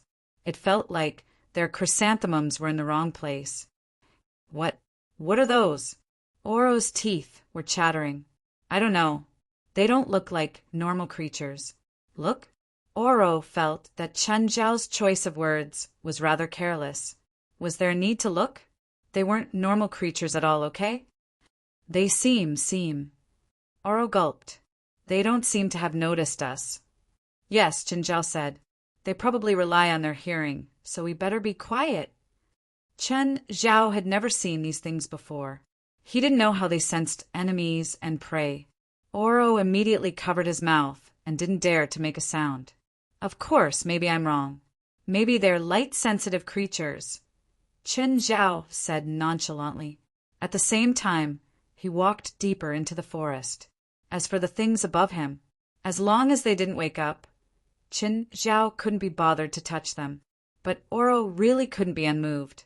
The things above their heads were simply too terrifying. But when Qin Zhao walked past the chrysanthemum beasts, they didn't move at all. Qin Zhao was a bit curious. If they were light-sensitive creatures, the light just now should have woken them up. If they relied on their hearing, his and Oro's conversation should have been enough to wake them up. Normally, if they didn't have vision and relied on other senses, they would stand out in certain aspects. But these chrysanthemum beasts didn't seem to rely on light or hearing. That was what surprised Qin Zhao. Suddenly, Oro fired a shot into the darkness. Qin Zhao looked at Oro in surprise. The moment the shot rang out, Qin Zhao saw that something had been hit in the darkness. Qin Zhao actually hadn't noticed it himself. Qin Zhao relied too much on his senses. This was his advantage. But in this place where the auras were mixed up, Chen Zhao's senses actually couldn't detect anything nearby. That thing wasn't very strong. Oro shot it twice in the head. "You should thank me," Oro said. "Otherwise, you'd be disemboweled already." But just then, the chrysanthemum beasts above them seemed to show signs of waking up. I know how these things wake up." "What?" Oro asked in surprise. "The smell of blood." Chapter 2878. The chrysanthemum beasts started falling from the walls and ceiling, but they weren't attacking Chen Zhao and Oro. Instead, they pounced at the thing Oro had shot. Oro kept his gun raised. He was extremely nervous. The thing Oro had shot was quickly cleaned up by the chrysanthemum beasts, but they clearly weren't satisfied with so many chrysanthemum beasts. Their way of biting their prey was rather unique. They would stick their chrysanthemums on the prey, and the muscles on the petals would move, driving their teeth to tear the prey apart. This eating method was clearly different from that of regular beasts. Chen Zhao looked at the chrysanthemum beasts with interest. The chrysanthemum beasts started searching for scents in the air. Then they all turned toward Chen Zhao and Oro. They woke up because of the smell of blood, but that didn't mean they weren't sensitive to other scents, especially since they hadn't been satisfied yet. Oro couldn't hold it in and shot a chrysanthemum beast. The beast's mouth was hit, but it didn't fall. Clearly, guns weren't a threat to it. "The muscle density is very high and the skin is very tough," Chen Zhao analyzed. "Even the muscle tissue in its mouth can't threaten it with bullets." "Now isn't the time to analyze this. What should we do?" The chrysanthemum beasts had blocked their path of retreat. Oro had a feeling that it wouldn't be long before he would meet his comrades. Crack! Suddenly, Oro heard a strange sound. It sounded like bones breaking, but it was even louder than what he remembered. He looked up and saw that Chen Zhao had grabbed a chrysanthemum beast without him knowing. The beast's neck was hanging askew as if it had no bones. Oro widened his eyes and stared at Chen Zhao in shock. The chrysanthemum beast was even bigger than an adult. Chen Zhao could grab it with one hand. Chen Zhao casually tossed the beast with the broken neck aside. The force on the tibia is at least 300 kilograms. Normal people really can't deal with this thing. The other chrysanthemum beasts were immediately attracted by the corpse and swarmed over. Oro was a little dumbfounded at the sight. "How did you kill it?" "I broke its neck." "But how did you do it? That thing is at least 100 kilograms. And look at its limbs. They're ridiculously thick. I told you I'm a professional." Chen Zhao clapped his hands and continued walking. The chrysanthemum beasts didn't continue to attack them. They were more concerned about the food in front of them, even if it was their own kind. However, he stopped after a few steps. Oro caught up. "Why aren't you moving?" Chen Zhao pointed at the huge pit before them. This deep pit was a sea of bright red, and there were also a large number of skeletons and remains. This was really a farm. In this deep pit, there were dozens of monsters of different shapes and sizes. "Looks like we found the wrong place. This is just a farm, not a place where those people are hiding." At this moment, a giant multicolored beast about 4 meters long stared at the two people at the entrance. The multicolored beast moved and jumped out of the pit that was more than 20 meters deep. This astonishing jumping ability gave Oro quite a fright. And from the looks of it, it seemed like they were planning on taking Chen Zhao and Oro away in one go. The huge claws and teeth were about to fall on his body. Oro was so frightened that he hugged his head and squatted down. But in the next instant, he heard a howl. He looked up and saw that the multicolored beast had been kicked over and had fallen back into the deep pit. The other monsters in the deep pit also noticed the two. They were different from the chrysanthemum beasts before. Chrysanthemum beasts weren't very intelligent. They were wild beasts driven by hunger. The monsters in this deep pit all had extremely strong combat power, and all of them were intelligent. They weren't in a hurry to deal with the corpse of their comrade that Chen Zhao had kicked back. Instead, they kept staring at Qin Zhao. But Chen Zhao really wasn't interested in them. Just as they were itching to attack Qin Zhao and Oro, Qin Zhao's eyes hardened. Qin Zhao's eyes hardened. Instantly, all the monsters froze. In the past, Chen Zhao didn't believe that he could scare enemies with his aura. Aura was too blurry. At most, he could only use a strong aura to shock the opponent. But recently, Qin Zhao felt that he'd grasped a trick. It was possible to use aura to shock the opponent as long as his aura was strong enough. Of course, aura didn't have much meaning in actual combat.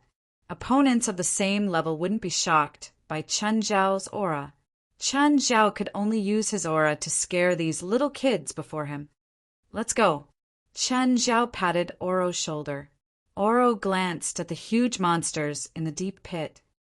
Are you sure it's okay for us to turn around and leave like this?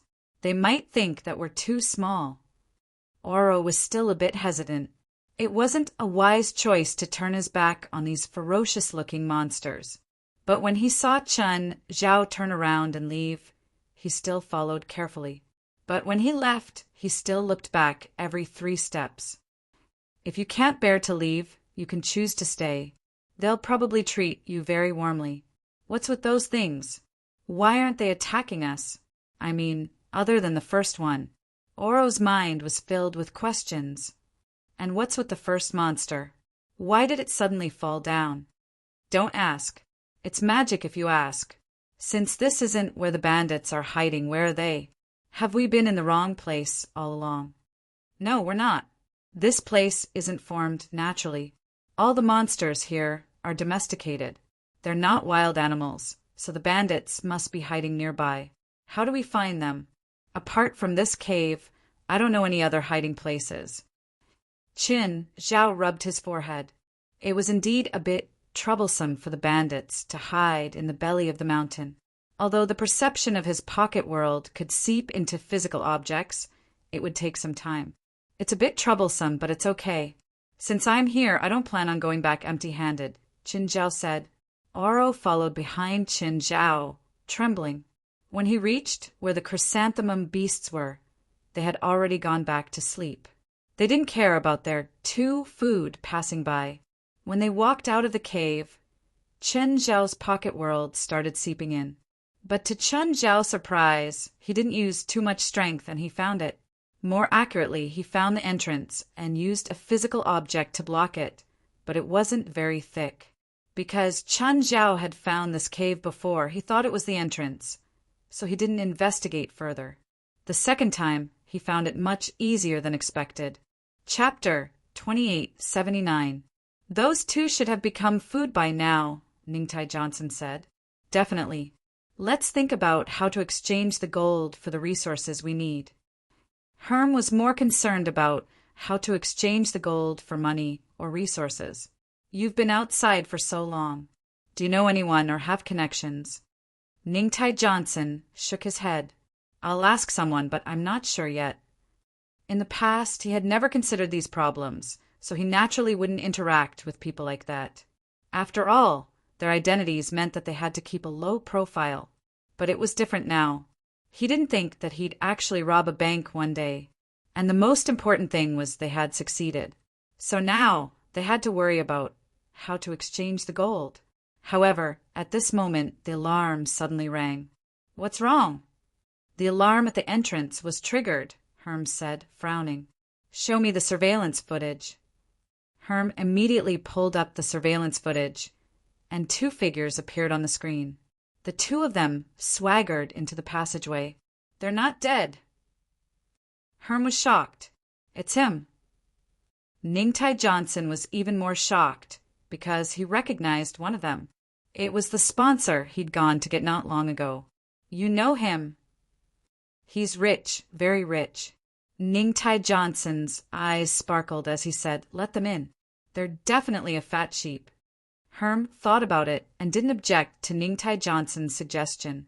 They'd robbed a large amount of gold, but they couldn't exchange it for cash yet.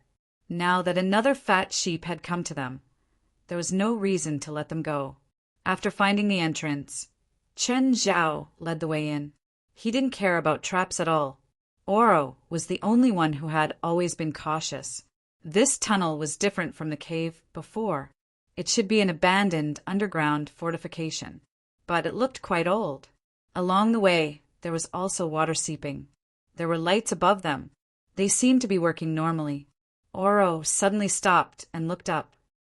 "There's surveillance," Oro said worriedly, his expression changing.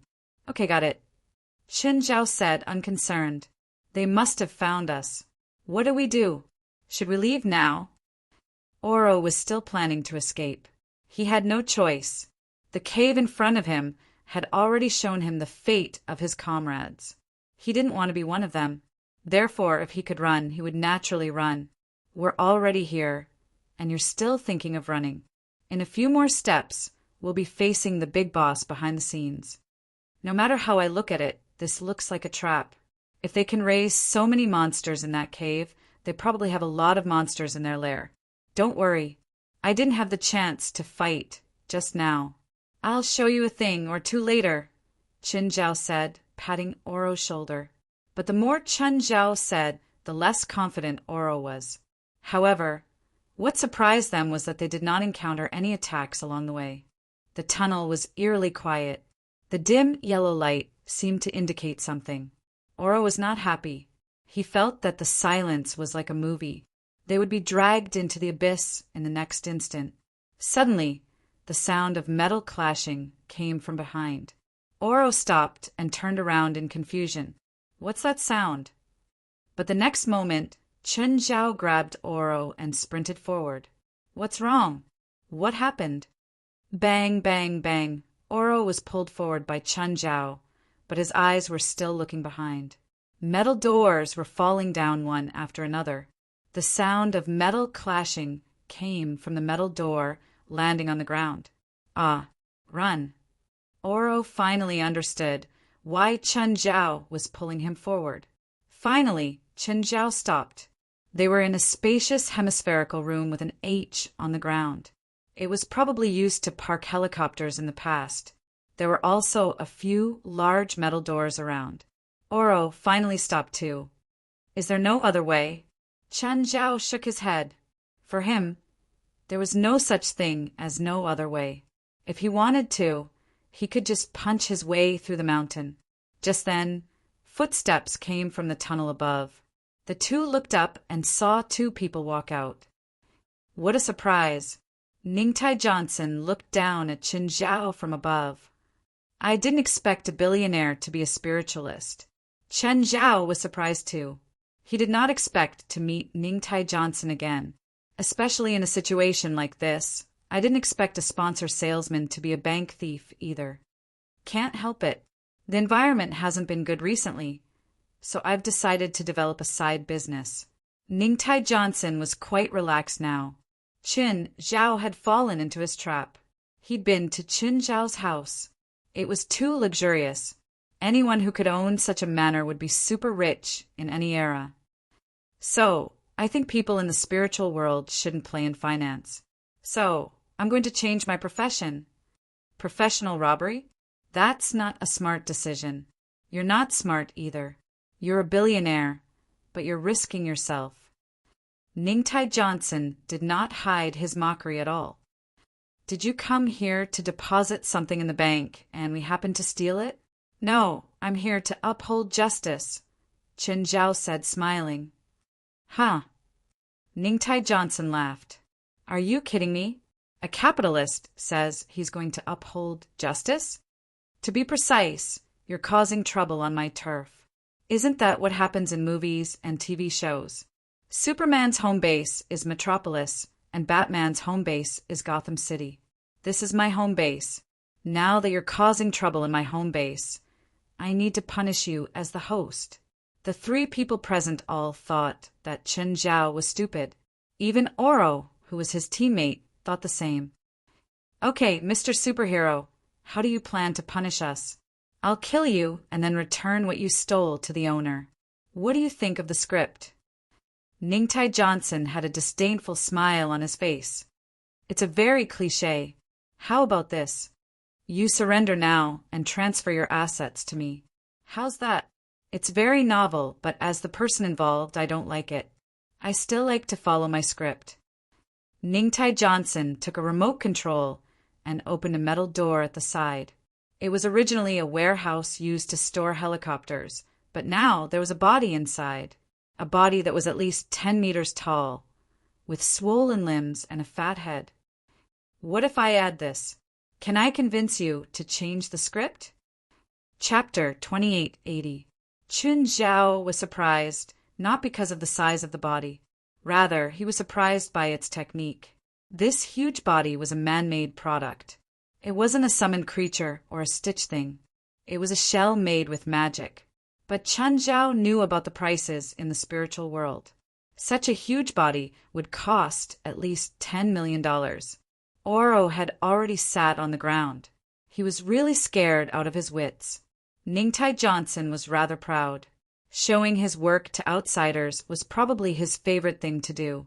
Unfortunately, there weren't many opportunities like this. After all, almost no one could make it here alive.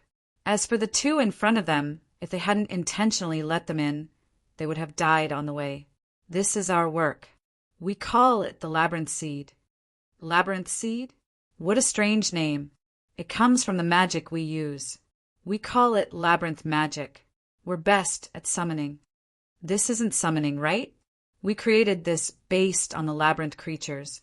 Most of the labyrinth creatures are not strong, but they have very strong vitality. This body was created from the flesh and blood of the labyrinth creatures. I won't go into the process. You won't understand anyway. Ningtai Johnson said proudly, also, if you don't cooperate, there's no need for you to listen to me. With this dead meat? Forgive me for being blunt, but isn't this too childish? If you think you can scare me with this kind of inanimate object, you'd better prepare an escape route. Dead meat? You think it's dead meat? Ningtai Johnson glanced at Herm beside him. Herm emitted an aura. Then the dead meat in Chun Zhao's mouth slowly stretched out its limbs. It's not alive, but it's not dead meat either, Ningtai Johnson said. Ningtai Johnson said, "This is the best artificial puppet in the world. Do you know the difference between us now?" Chun Zhao smiled and slowly raised his hand. "I know, but you don't seem to know." Crash! The huge labyrinth seed disintegrated instantly. Blood, flesh, and bones were smashed against the wall behind him by the terrifying force. Half of the room was dyed red. Herm, who was controlling the labyrinth seed, coughed out a mouthful of blood. Ningtai Johnson was dumbfounded. Herm, on the other hand, looked dispirited, and his body looked much thinner. Oro's eyes nearly popped out of their sockets. What happened? What happened just now? He didn't think Chun Zhao had done anything. But why did that huge and terrifying body suddenly self-destruct? How is this possible? Ningtai Johnson exclaimed, "Look, this is the difference between us." Chun Zhao smiled at the two, standing on the metal walkway. Ningtai Johnson and Herm's expressions were ugly and even a little panicked. The person opposite them was not an ordinary spiritualist like they thought. This guy was not a North American psychic. This was a powerful cultivator from the East. "Let's go." Ningtai Johnson grabbed the dispirited Herm and wanted to escape. Chun Zhao lifted his arm and waved in the air. Ningtai Johnson instantly felt an unprecedented danger. He pressed Herm to the ground, and an extremely terrifying power passed over their heads. The force left a shocking scratch mark on the concrete wall beside them. The scratch mark stretched across half the room. Oro was dumbfounded. What's with this unreasonable scene? He couldn't feel Chun Zhao's power or any aura. He could only see Chun Zhao waving his hand like a lunatic. Then, he left a shocking mark in the room. "This guy is a monster." Herm said weakly, "We can't escape. We can only fight him head-on." Ningtai Johnson's eyes flashed. Finally, he gritted his teeth. "I know." With that, he took out a remote control. The moment he pressed the button, the hemispherical ceiling above them opened. At the same time, the surrounding curved metal doors opened too. Inside the curved metal doors were all giant labyrinth seeds. Above them were elemental labyrinth seeds. These elemental labyrinth seeds were much smaller than normal people. They looked like midgets. However, their light bodies were able to float in midair. Attack! Herm wanted to say, attack Qin Zhao. But Qin Zhao waved his hand. Instantly, all the labyrinth seeds, big or small, exploded at the same time. Blood poured down like a downpour. The entire room was dyed crimson. That was their decades of hard work. Herm and Ningtai Johnson's expressions froze. They'd once thought that if they had enough resources, they could even create an army of labyrinth seeds that could sweep the world. But at this moment, their confidence had been destroyed by Qin Zhao. No matter how many labyrinth seeds there was no way they could stop this monster-like Eastern cultivator. It was a hopeless feeling. They'd thought that even if they were forced into a corner, the shocking number of labyrinth seeds could turn things around for them. But Qin Zhao only needed one hand to bring them back into the abyss of despair in an instant. Bathed in the blood rain, Qin Zhao smiled at Ningtai Johnson and Herm. "Can you take me to see the lost items now?" Qin Zhao's tone was calm, but Ningtai Johnson and Herm didn't have the courage to refuse. They weren't on the same level at all. To be honest, they felt that Qin Zhao was bullying them by coming to them. This was too much. It was like an adult bullying a kindergartner. The two glanced at each other. They were unwilling and hopeless. Qin Zhao's unreasonably powerful strength made it useless, no matter how unwilling they were. This was a very real problem. Their trump card had been destroyed by Qin Zhao in an instant. The only good thing was that Qin Zhao didn't kill them yet. At least for now, they still had chance. Oro followed closely behind Qin Zhao. He could finally relax now. He didn't know what had happened. What he didn't know was definitely because of magic. Without a doubt, Qin Zhao was an unbelievably powerful exorcist. Herm and Ningtai Johnson brought Qin Zhao to their warehouse. There were a few labyrinth seeds guarding the place. Of course, the two of them did not let the labyrinth seeds attack. After all, the attacks of these labyrinth seeds were useless against him. When Oro saw the messy pile of gold on the ground, his eyes widened. "We can give you this gold." Herm stared straight at Qin Zhao. "We promise we won't leak any information." Chapter 2881. Herm's intentions were clear. "You can have the gold. Let us go." Qin Zhao smiled. If he really needed to keep the gold for himself, he would choose a safer way to keep it a secret. Qin Zhao took out his phone. There was signal here. "Amira, I'll send you a location. Bring some people over to get your gold. Bring me to your lab. You should be making those things here, right? They're called labyrinth seeds." Ningtai Johnson was very dissatisfied with the things Qin Zhao mentioned. He felt that their research results needed to be respected, even if the labyrinth seeds were a byproduct. Of course, they still brought Qin Zhao to tour their lab, but the scene was too beautiful. Basically, any cruel experiment that humans could think of could be satisfied here. Slicing? Slicing was the most basic. There were human experiments as well as biological experiments. Qin Zhao looked at the experiments with a normal attitude. After all, Blackie was also doing experiments with Qin Zhao. But because of Blackie, there were basically no live experiments. Blackie couldn't kill, so Qin Zhao basically provided dead things. There were too many inhumane experiments here. But Qin Zhao wasn't concerned about that. He held a copy of Ningtai Johnson's experiment report. "Your labyrinth seeds experiment should be considered a success, right? This data doesn't seem to be a labyrinth seed experiment. This is our initial plan, the immortality experiment." "Oh, you're planning to make yourself immortal?" "Not just immortal. Immortality also means immortality and rebirth." "How's the progress?" Qin Zhao didn't believe that anyone could create true immortality. This was because Qin Zhao had done similar experiments before. Of course, Qin Zhao and Blackie weren't passionate about it. so there weren't any results. There were a few extremely difficult ones that were basically unbreakable. So Qin Zhao and Blackie gave up on this research. Qin Zhao didn't need to rely on experiments now. He had a body that was close to immortality. At least he could be immune to most injuries. Even at the end of his lifespan, his body wouldn't decay. Of course, this was only the immortality of his body. Qin Zhao's tremendous vitality didn't give him a similarly long lifespan. But under normal circumstances, he could still live longer than most people. According to Ningtai Johnson and Herm's definition of immortality, longevity, undying, rebirth, based on these 3 points, Qin Zhao was still far from longevity.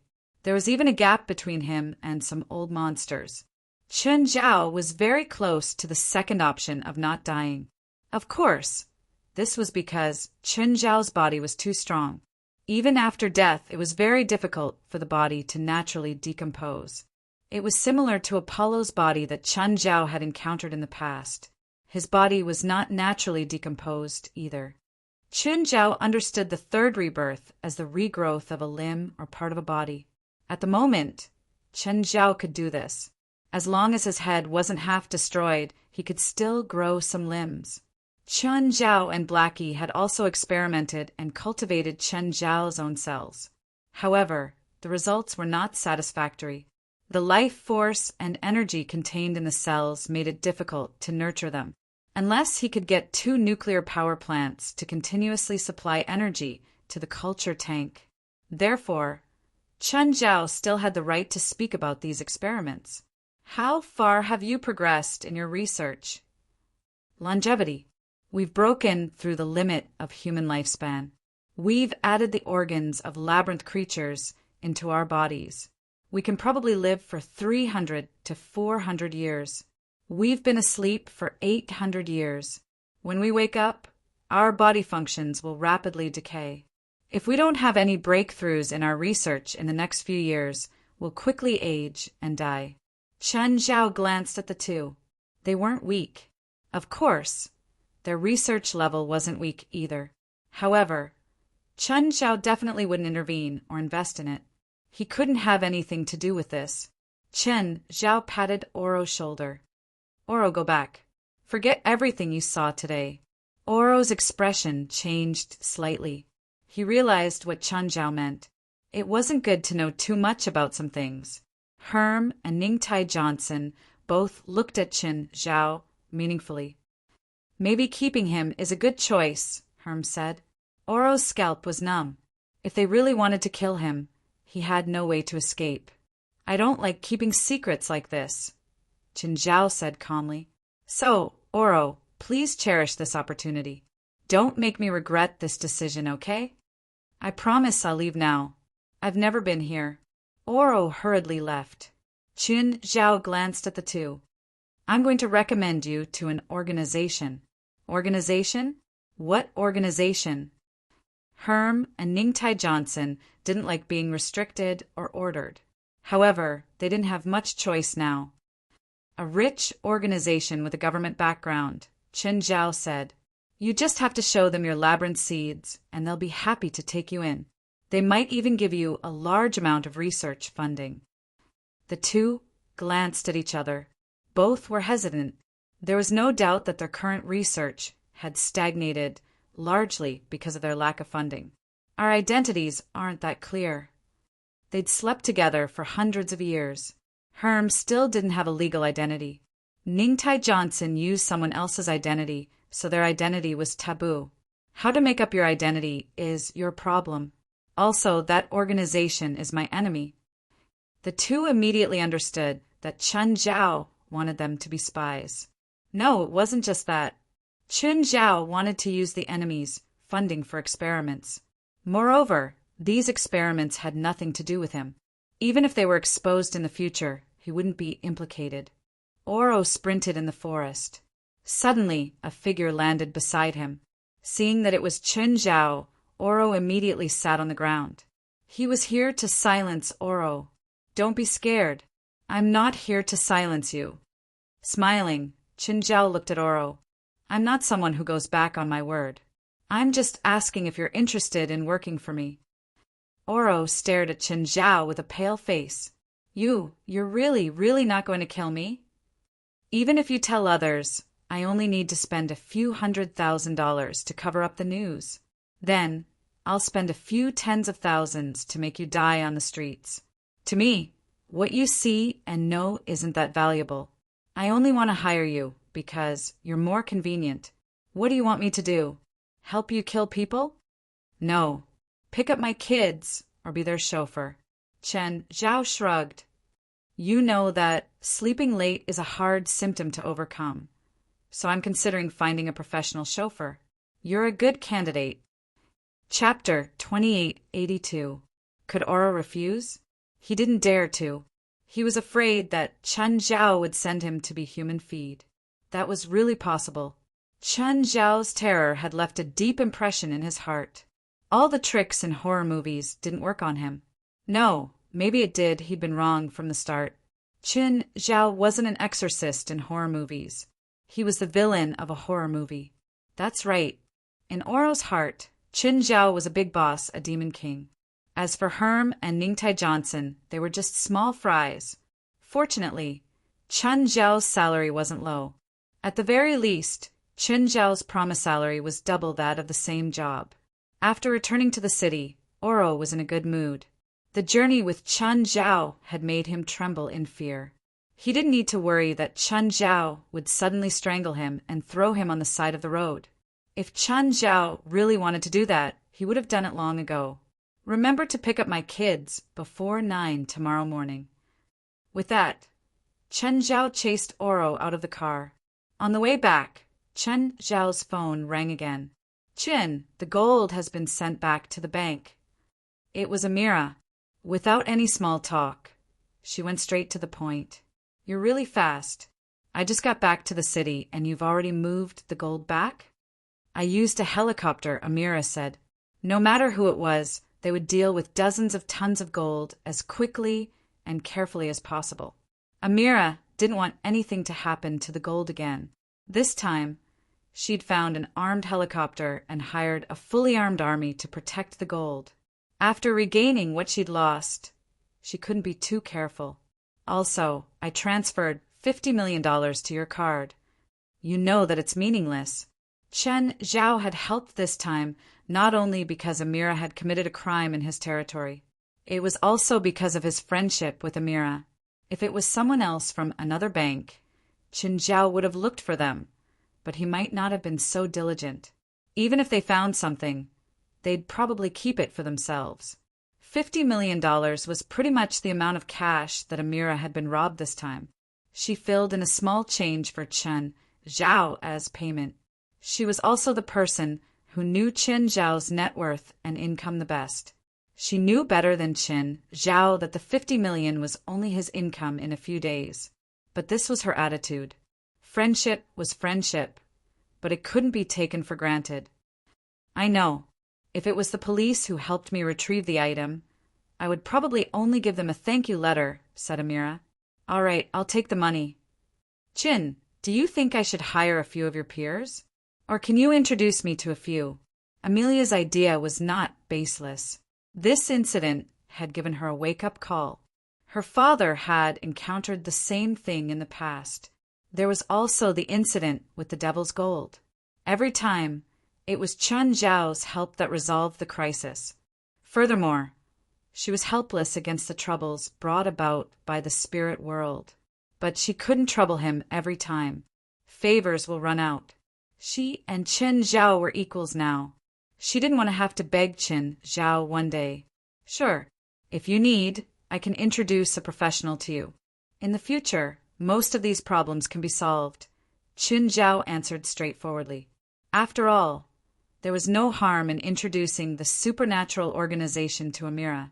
The organization's funding came from the Ministry of Security. Part of it came from independent income.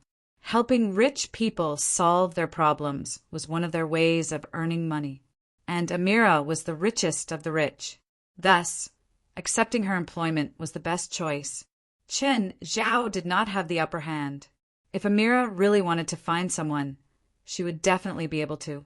So, instead of asking her to find someone else, it was better to help her own people. Amira had told Qin Zhao this because she trusted him. First of all, Qin Zhao was rich. Second of all, his abilities were obvious. Moreover, Qin Zhao was her business partner. Their interests overlapped in many ways. Thus, Amira had asked Qin Zhao to introduce her because of various considerations. I want the best. Money isn't a problem. It's best if it's someone at your level. Amira clearly didn't know much about the spirit world. Otherwise, she wouldn't have said something like this. Dear Miss Amira, I think you're mistaken. You basically can't hire someone at my level or mine. I know you're rich, probably even richer than me. I'm not hiring you. Then, how much money do you think is enough to hire the Vatican's Pope? I don't dare to use money to insult him. You can treat me like him. I might not be as high as him in terms of status, but we're on the same level in the spirit world. It's the same for others who are on the same level as us. If you take out all your cash, you might be able to get them to help you a little. But if you want them to follow you around and protect you all day, you have no other choice but to lower your requirements. So, you have a lot of status in the spirit world, right? I'm just more powerful, not really. It's like in the capital market. I'm not the most famous, but I'm definitely one of the richest. Amira roughly understood what Qin Zhao meant. Okay, if I encounter something like this again, can the person you recommend help me solve it? Yes, Qin Zhao answered with certainty. If he said he wasn't sure, he'd be sabotaging himself. I'll give you a contact number. You can contact him yourself. Can I mention you? Yes. Just say I recommended him. Qin Zhao didn't want to talk about his relationship with the supernatural organization. West would definitely know how to say it. In terms of cooperation, both sides still had to hold back. It was just like how Amira wouldn't tell Qin Zhao everything. Qin Zhao was obviously the same. Before he reached home, he received another call from West. President, a lady called Amira just called me. She said you recommended her. Yeah, what did you say? I haven't completely agreed yet. I said that I'll talk to her tomorrow. What do you think about the price and hiring method? She's rich. She really runs a bank. Qin Zhao's answer was simple. Rich, very rich. Of course. He wanted as much as he could get. Although they wouldn't sign any contract, this was a business cooperation. But this was a business cooperation. Okay, I'll try my best. West had called to ask for Qin Zhao's opinion. If it was help between friends, then it would be friendship price. If it was a cooperation, then naturally he wanted as much money as he could. Chapter 2883. The next day, Oro arrived at Qin Zhao's house. Qin Zhao let a bunch of kids out. Oro was dumbfounded. He'd thought that Qin Zhao only had 1 or 2 kids, but the number was far beyond his imagination. Qin Zhao introduced Oro to the kids. Oro also adjusted his attitude. He accepted being a professional chauffeur. It was Oro's first time picking up kids. Of course, Qin Zhao had to follow. Ignoring whether he didn't trust Oro, he had to at least point him in the right direction. After sending the older children to school, it was time to go to kindergarten. Ampa stood at the door. Seeing Qin Zhao's car, she immediately walked over. Qin Zhao was a major shareholder of the kindergarten. She had to show enough respect. Even in kindergarten, Qin Zhao's kids enjoyed special treatment. Hi, Qin, Ampa greeted warmly. Ampa, good morning. Ampa's gaze drifted to Oro, who was in the driver's seat. He is my chauffeur. He'll be in charge of picking up the kids to and from school. Ampa nodded. She wasn't surprised. Usually it was Portia and Zephra who picked up the kids. They were both Qin Zhao's assistants. It was more reasonable to have a professional chauffeur. After chatting with Ampa for a while, Qin Zhao received a call from an unknown number. It was an unknown number. However, there weren't many people who knew this number. Hello, who is it? Do you have time? The voice was unfamiliar. Qin Zhao frowned. He didn't know who it was. The person just asked him if he had time. Even his friends wouldn't talk to him like this. Qin Zhao was a bit unhappy. Impatiently he asked, "Who are you?" After a few seconds of silence, the person said, "I'm Morgary." Then Qin Zhao fell silent. "You're the Morgary I know? I'm at XXX in San Francisco." Morgary gave Chen Zhao an address. Chen Zhao had a lot on his mind. He couldn't tell if it was Morgary, but he still decided to go to San Francisco. He called Fei Lai and told her that he was going to San Francisco. He also asked Portia to help him book a plane ticket. Then he hurried to the airport.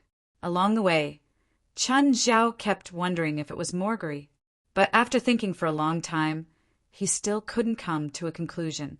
San Francisco and Los Angeles were only a few hundred kilometers apart, so Chen Zhao landed quickly.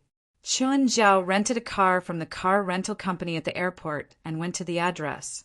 The address was located in the suburbs of San Francisco. It was very, very remote. If not for the GPS, he wouldn't even be able to find this place. It was a small town on the outskirts of San Francisco. Most of the residents here were farmers. After confirming the address again, Chen Zhao stood in front of a door. After a moment of hesitation, Chen Zhao knocked on the door. The one who opened the door was a woman in her 30s. She looked quite beautiful. "Hello, who are you looking for?" "Air. I think I got the wrong place. Sorry." Chen Zhao was about to leave. Just then, a tall man came out of the house. He was taller than the woman by a head. "Chen, you're in the right place," the tall man said. Chen Zhao was stunned. "This is Morgary?" His face changed, but Chen Zhao was sure that this guy was Morgary. His height, figure, voice, mannerisms, and smile were all like Morgary's, except for his face. "You, long time no see. Didn't you recognize me?" Morgary came out and patted Chen Zhao's shoulder, chuckling. "Ellie, let me introduce you. This is my good friend, Chin." "Hello, Chin. Please come in." The woman called Ellie also smiled and welcomed Chen Zhao into the house. Morgary brought Chen Zhao to the backyard. It was a small, single-family mansion. It was about a few hundred square meters, and the house only took up about 100 square meters. The rest of the space was for the yard. Ellie went to prepare some food for the two. "Tell me, what happened?" Chen Zhao asked, somewhat dissatisfied. "A year ago, I've been planning a way to escape. A few months ago, I accidentally found out that the English gang was infiltrating the gangs in LA. I suddenly realized that my chance had come. Of course, in order for the plan to go smoothly, it could only be a country with an unstable regime like Africa. I rented a plane and caused that crash. Then I changed my identity and came back." Morgary touched his face. "Then I changed my face. Even the plastic surgeon is a black doctor. He's quite skilled. You should have asked me to do the plastic surgery for you," Chen Zhao said with a dark expression. "I'm sorry for making you worry for so long," Morgary said apologetically. "I heard about what happened in Los Angeles," Morgary said apologetically. "Thank you for helping me deal with the aftermath." "Where's Ellie?" "My wife. We're having a wedding this weekend. She's a mother of a child. I need a few relatives and friends to make up the numbers." "That's why you came to me?" "Fuck." Chen Zhao was rather unhappy, but Chen Zhao was more relieved. Morgary was still alive. "What about Victoria? Don't tell me you forgot about her." "She's fine," Morgary replied. "She's in that mountain over there. This is a hunting zone, so she won't be in any danger. I'll also visit her regularly every week." "Okay, I forgive you." Chen Zhao was happy that Morgary could be reborn, even if he hid it from Chen Zhao. This was the best home for Morgary. As for the chaos caused by his disappearance, it didn't matter anymore. Morgary didn't inform Chen Zhao just because of the wedding. It was also because of trust, just like when Morgary was at his most difficult time. Chen Zhao helped him the same way. He hoped that Chen Zhao wouldn't feel sad for him anymore. "This weekend, Fei Lai and I will come with our children." Oh, I'm Peyton Andre now. I was born in Washington. Don't get it wrong. I'm a middle school PE teacher in this town. Gentlemen, can you come and help me? Ellie called from inside the house. Help me bring the beer in. Beer and barbecue. The two chatted happily.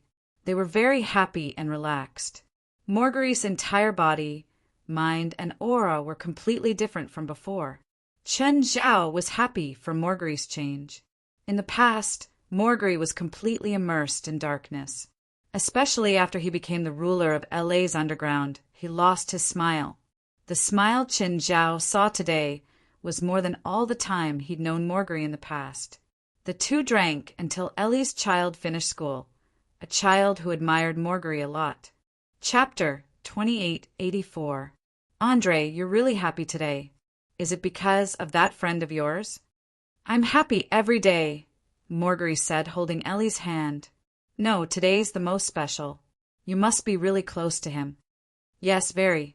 You can say that he's the person I trust the most other than you. Ellie was also happy that Marguerite's friend could visit him. When Marguerite interacted with Chen Zhao, the feeling was completely different from when she interacted with him. Ellie couldn't tell what the difference was, but she could feel it. Of course, Ellie wouldn't be jealous because of a man. She was mature enough, both physically and mentally. She'd once had a failed marriage. Now, she really treasured the man before her. Chen Zhao leaned against the window. He stared at the wilderness under the night sky. When they were drinking, Marguerite said that he'd met his mother, Ellie, because of this child. Then they fell in love. Anyway, it was a melodramatic story. But strangely, it was touching. Marguerite actually had a lot of money. So, he didn't need Chen Zhao's support. Plus, the money had been laundered through some complicated channels. This was the backup plan he'd prepared in the beginning. But Marguerite was very satisfied with his current life. If it wasn't necessary, he wouldn't touch the money. Chen Zhao drank a lot today. He even needed someone to drive for him before he left. Seeing Marguerite again was probably the best thing that had happened to him in a while. Is this the way to the airport? No, sir, the driver replied. The designated driver replied, but you'd better wait obediently. We don't want to get hurt, don't you think? Chen Zhao thought about it and asked, Do you live in this area? Of course. Everyone here knows me. The driver clearly thought that Chen Zhao was an outsider who was easy to bully. Especially since Chen Zhao had yellow skin, he was the best target. Do you have any power or organization? Why are you asking so many questions? Chen Zhao chuckled. I hope you can take me to your gang's headquarters. What? Drive faster. I have to catch a flight later. 3 hours later, Chen Zhao returned to Los Angeles. As soon as he left the airport, a woman in a red dress walked toward him. A familiar face. It was Zhu Hongyi. According to Zhang Tianyi, the disciples of the Five Elements sect were from the Zhuge clan. Zhou Yinan had invited him to cause trouble for Chen Zhao. In the end, Chen Zhao let him go. Chen Zhao did not expect to see Zhu Hongyi here. Mr. Chen, Blood Mary is waiting for you. Her? Why are you looking for me? I don't know. When Zhu Hongyi looked at Chen Zhao, her eyes were filled with respect. After all, she had used all her strength last time and had to resort to trickery to save her life. Later, she accepted the invitation of the 23rd Blood Mary and joined the Scarlet Church. The 23rd generation Blood Mary told her that it was not because of her strength and ability that she survived. It was only because they saw the value in her that she survived. Chen Zhao was the strongest person in the world right now. Lead the way. Although the 23rd generation Blood Mary had been in Los Angeles for a while. However, every time they met, it was at the base where Ares was held captive. Chen Zhao still didn't know where she lived. Zhu Hongyi brought Chen Zhao to a manor in the dense forest. Before he could enjoy the scenery of the manor, 2 more cars stopped. The 23rd generation, Blood Mary, and Bifla were here too. You're here too? Chen Zhao asked in surprise. Did the old witch call us here too? Zhang Tianyi asked. I don't know. She's so mysterious. Qin Zhao shook his head. I don't know. She's so mysterious. You and her have been so mysterious recently. Is it related to this? Zhang Tianyi asked. Qin Zhao was shocked. No way. The 23rd generation succeeded? Chen Zhao could not be sure if it was true. Please come in. Zhu Hongyi led the way. Chen Zhao, Zhang Tianyi, and Bifla subconsciously used their small world to sense the entire manor. However, the three could not sense the 23rd generation Blood Mary's location. As Zhu Hongyi led the way, they finally realized why they could not sense Blood Mary. They walked down the winding stairs for more than 30 minutes. Going all the way down, it should be about a few thousand meters deep. No wonder they could not sense the 23rd generation Blood Mary's aura. So she was hidden so deep underground. But soon, they sensed the 23rd generation Blood Mary's aura. It was very clear, very powerful, and unreserved. She was more powerful than ever before. The three of them were visibly moved. It had to be known that releasing such an aura. Basically, they were at their strongest. But the 23rd generation Blood Mary was still releasing it. What's that old witch doing? Is she fighting some strong enemy? Does she not want to live anymore? Zhu Hongyi walked in front, completely ignoring the words of the three behind him. She had no right to answer any questions. The deeper they went, the more shocking the 23rd generation Blood Mary's aura became. The three were all confused. By now, Zhu Hongyi could no longer go down. Further down, the aura was so powerful that it was almost tangible. It almost suffocated her. Go up, Zhang Tianyi said calmly. We'll walk the rest of the way ourselves. We shouldn't get lost. Zhu Hongyi thought about it and nodded. No matter how unwilling she was, she could not fight against this terrifying aura. The 23rd generation Blood Mary had said that she had a chance to become the second Chen Zhao, but that would take at least 10 years, or even longer. But before breaking through to the Shangqing realm, she had no right to talk to the top of the Shangqing realm. She didn't even have the right to face them. The three continued going down. None of them dared to say that they could win against the 23rd generation Blood Mary in this state. Powerful, indescribably powerful. What followed was the high temperature. It rose by 1 degree with each step. Chen Zhao did not care. He fought it head-on. Bifla did not care. He cultivated the main fire. This bit of temperature did not affect him at all. Zhang Tianyi could not take it anymore. He added a dozen buffs to himself. He was a bit envious of Chen Zhao and Bifla. He wondered if he should practice body-strengthening spells when he went back. Although he couldn't compare to Chen Zhao, he could still be useful in certain situations. When they reached the bottom, the temperature had reached almost 1,000 degrees.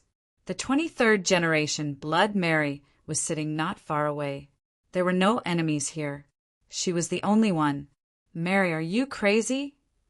Zhang Tianyi asked. The 23rd generation Blood Mary looked at the three and said, I'm going to become a god. I need you three to be my witnesses. Chapter 2885. Become a god? I think you're going to die soon, Zhang Tianyi said, looking at 23rd Blood Mary seriously. He didn't have many thoughts about becoming a god. To the 4 people present, gods might be rare, but they definitely weren't something that they needed to fear. In terms of ability, they could already challenge any god. They were more curious about the gods. Of course, they were also curious about the current 23rd Blood Mary. But they definitely wouldn't treat 23rd Blood Mary like how they treated Ares. The 4 of them had a cooperative relationship based on mutual benefits. Chen Zhao was the last to join, but he'd already made enough contributions. This time, 23rd Blood Mary called them all here. On one hand, she wanted the 3 of them to protect her. On the other hand, she wanted them to watch from the side. On the other hand, she wanted them to watch from the side. Of course, 23rd Blood Mary wasn't sure if she could succeed. Of course, 23rd Blood Mary wasn't sure if she could succeed. I feel the lack of spiritual chi around us. Are you devouring large amounts? Zhang Tianyi asked. With your devouring speed, the surrounding spiritual qi will dry up completely in less than half an hour. Your devouring process will stop too. I can't help it, 23rd Blood Mary said helplessly. I can't find another place. There were places with abundant spiritual qi in Los Angeles, but most of those places were close to the city or populated. 23rd Blood Mary wasn't sure how much influence her process of becoming a god would have. Chun Zhao took out his black trident and stabbed it into the ground. At the same time, he activated the black trident. There were 13 old turtles' internal alchemy embedded in the black trident. Chen Zhao had only activated 2 of them so far, but one was enough to turn an area into a paradise. Instantly, the entire room was filled with a huge amount of spiritual qi. 23rd Blood Mary perked up. Zhang Tianyi and Baifla couldn't help but look at the black trident in Chen Zhao's hand. This was a weapon that could hurt or even kill them. They instinctively felt that the weapon had an extraordinary origin. But no matter how hard they thought, they couldn't figure out where it came from. It wasn't Zhang Tianyi's first time seeing a black trident on Godslayer. Chen Zhao had also used the black trident against Mr. Jun Fong last time, but at that time he didn't have too many feelings. After all, Chen Zhao's personal power still concealed other things. The 23rd generation of Blood Mary was noticeably smoother. In the process of this transformation, she needed even more spiritual energy of the world. Previously, she had been in a state of hypoxia. The surrounding spiritual energy was not enough for her to complete this process. Why did you suddenly start the process of becoming a god? Baifla asked. Zhang Tianyi immediately looked at Chen Zhao. He also wanted to know the reason. Logically speaking, anyone here had a better chance than the 23rd Blood Mary. Zhang Tianyi thought that he had gained a lot of knowledge from Ares. However, there was still a long way to go before he could become a god. Baifla had also gained a lot. Chen Zhao's cultivation was the highest, and he was the first to come into contact with Ares. He had even fought with Ares and felt his divine kingdom. Only Blood Mary of the 23rd generation had the least contact with Ares. Her strength, knowledge, and even her gains were not the greatest. Why was she the first to become a god? Of course, it wasn't that they had any hopes of becoming a god. To them, becoming a god should be a process of transformation. Even if the opportunity to become a god was placed before them, they might not accept it. They were more interested in the path of becoming a god.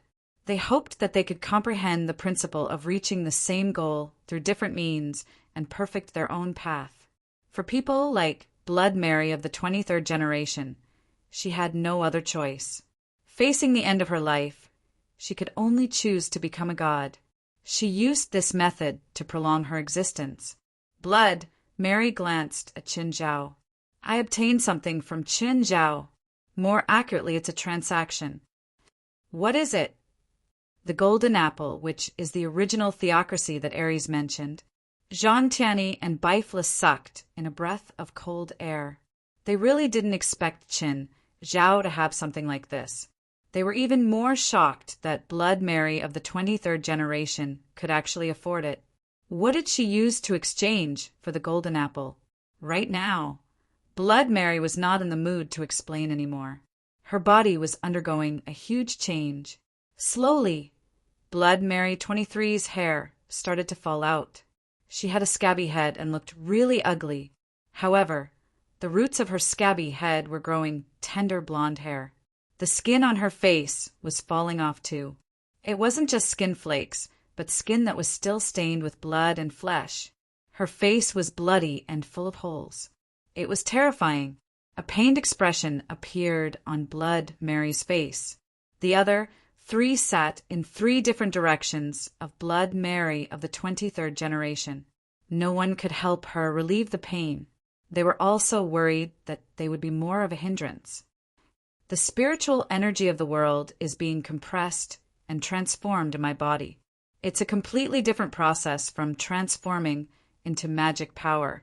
Although the 23rd generation Blood Mary was in great pain, she was still able to articulate her thoughts clearly.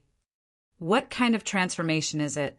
The first step is to remove the impurities, just like transforming them into magic power. Then it passes through the brain and seems to activate a certain function in the brain center. After passing through the brain center, it flows to this position, the dantian, as Blood Mary of the 23rd generation spoke. Her face was completely unrecognizable. There was no skin at all. It was completely flesh and blood. This should be divine power. The three followed Blood Mary's instructions, but they couldn't do the second step. I can't. After removing the impurities, the spiritual energy of the world becomes very pure. If I let this energy flow into my brain, it'll explode, Bifla said. Chun Zhao and Zhang Tianyi gave up too. They felt the same. My body is starting to change. Cough, cough. Wah.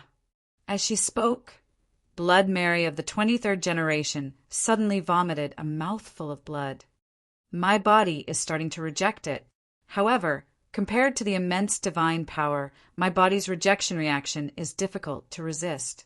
Fortunately, this process is not too intense. Otherwise, my body would have directly collapsed. This kind of process is still acceptable. The shedding of skin tissue is acceptable, and then the decay of the body's organs, which are then remodeled and awakened by divine power. This process is very dangerous, and if it was someone slightly weaker, they would probably die in this process. Just then, the short hair on Blood Mary's head was growing at a visible speed. Chapter 2886.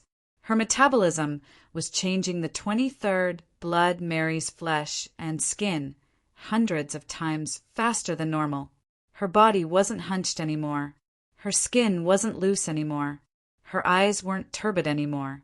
Do you have to release all your power to the max when you become a god? Zhang Tianyi asked. I'm not releasing my original power. I'm dispersing it, 23rd Blood Mary answered. The old and new powers will clash. If you want to completely accept the divine power, you have to give up your original power. So, I dispersed my original magic power in advance to prevent the clash from being too intense. It's a pity to give up your original power, Bifla said. I'm not giving up completely. I'm only giving up magic power, 23rd Blood Mary answered. The 23rd Blood Mary replied, Techniques, and comprehensions won't be lost because of this. For the four present, magic power or mana was something they didn't lack at all. If they wanted, they could accumulate 10 times their own magic power the next day. But there was no point in having so much magic power apart from setting off fireworks. Among the four of them, 23rd Blood Mary was about to give up her magic power and turn into divine power. The other three were refining their magic power to obtain pure power. 23rd Blood Mary didn't give up her power system. The true essence of her power system came from her understanding of the Tao and knowledge, not magic power. What divinity did you choose? Chun Zhao asked. I didn't choose any divinity. It's what the golden apple gave me. I don't have a choice, 23rd Blood Mary answered. Blood Mary replied, Air, I control the air. Although I haven't completed the ascended process, I can suffocate half a city with a single thought. That's a bit useless, Chun Zhao said, rubbing his chin. It was true that the 23rd generation Blood Mary was ridiculously strong in terms of AoE damage. She was like a walking nuclear warhead now, but the three of them could do it with a bit of effort. So, such large-scale damage was really meaningless to people of the same level. They couldn't just hope for people of the same level to suffocate to death, right? Of course. Chen Zhao didn't believe that 23rd Blood Mary was only capable of this after becoming a god. The power she mentioned was air, but it didn't mean that air could only suffocate people. At this moment, a terrifying air current approached the west coast. The tropical storm that came out of nowhere scared the west coast's warning system. The data fed back by the weather ball on the sea directly scared the hell out of all the early warning personnel. At that moment, the 23rd Blood Mary suddenly opened her eyes and said, "You guys need to help me deal with the aftermath. I didn't expect to trigger an astronomical phenomenon. It's not under my control, but I can feel it." "What's the situation?" "Now, with me as the center, there will be a superstorm with an inner ring diameter of more than 20 kilometers and an outer ring diameter of more than 100 kilometers. According to the storm scale, it should be more than 25, and because of the storm, it has already caused a super tsunami on the sponge, and now it is rushing towards the coastline at a speed of 150 kilometers per hour." Chun Zhao frowned. "A level 25 superstorm? This kind of natural disaster could basically disintegrate an ordinary house. There was also a tsunami with a speed of 150 kilometers per hour. This thing was basically at the level of killing anyone who stood in its way, and killing Buddha who stood in its way." Then Chen Zhao remembered that Mingyue Villa was on the coastline. This thing was the most destructive to the coastline. "I can stop the tsunami," Chen Zhao said, "but the storm can't." "Then I'll stop the storm," Bifla said. "At least I can deal with it like a normal storm, but I'm not sure how effective it will be." "You want to use the hot air to create an internal pressure difference?" 23rd Blood Mary asked. "And then destroy the structure of the storm?"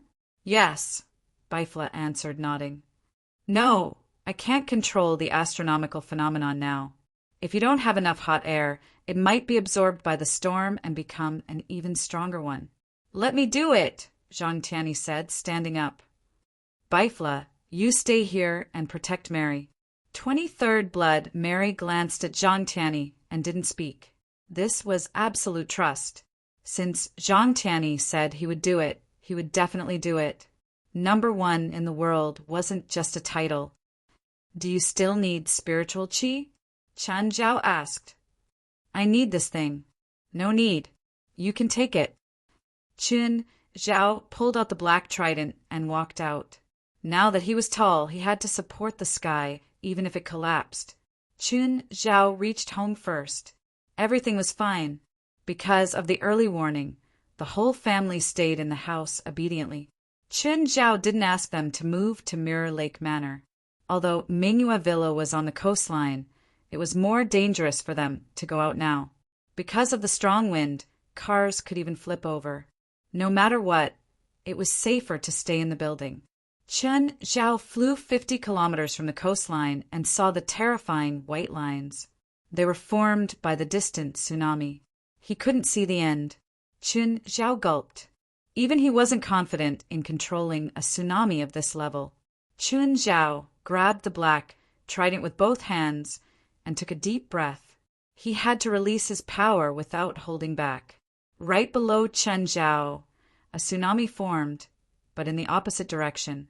It wasn't weaker than the tsunami, but the scale was far smaller. However, as Chen Zhao continued to unleash his power, the tsunami he created also kept growing in scale. "Huh!" Chen Zhao roared. The reverse tsunami expanded by 10 times. But this scale was far from enough. Compared to the previous tsunami, Chen Zhao's reverse tsunami wasn't even a tenth. Compared to the previous tsunami, Chen Zhao's reverse tsunami wasn't even a tenth. No, this method was purely a waste of energy. Chen Zhao thought of another method. The reverse tsunami collapsed directly. Chen Zhao changed directions and flew toward the end of the tsunami. After flying for 200 kilometers, he finally found the end of the tsunami. Chen Zhao created a small black ball and shot it into the tsunami. Boom! The black ball drilled a few kilometers into the tsunami and suddenly exploded.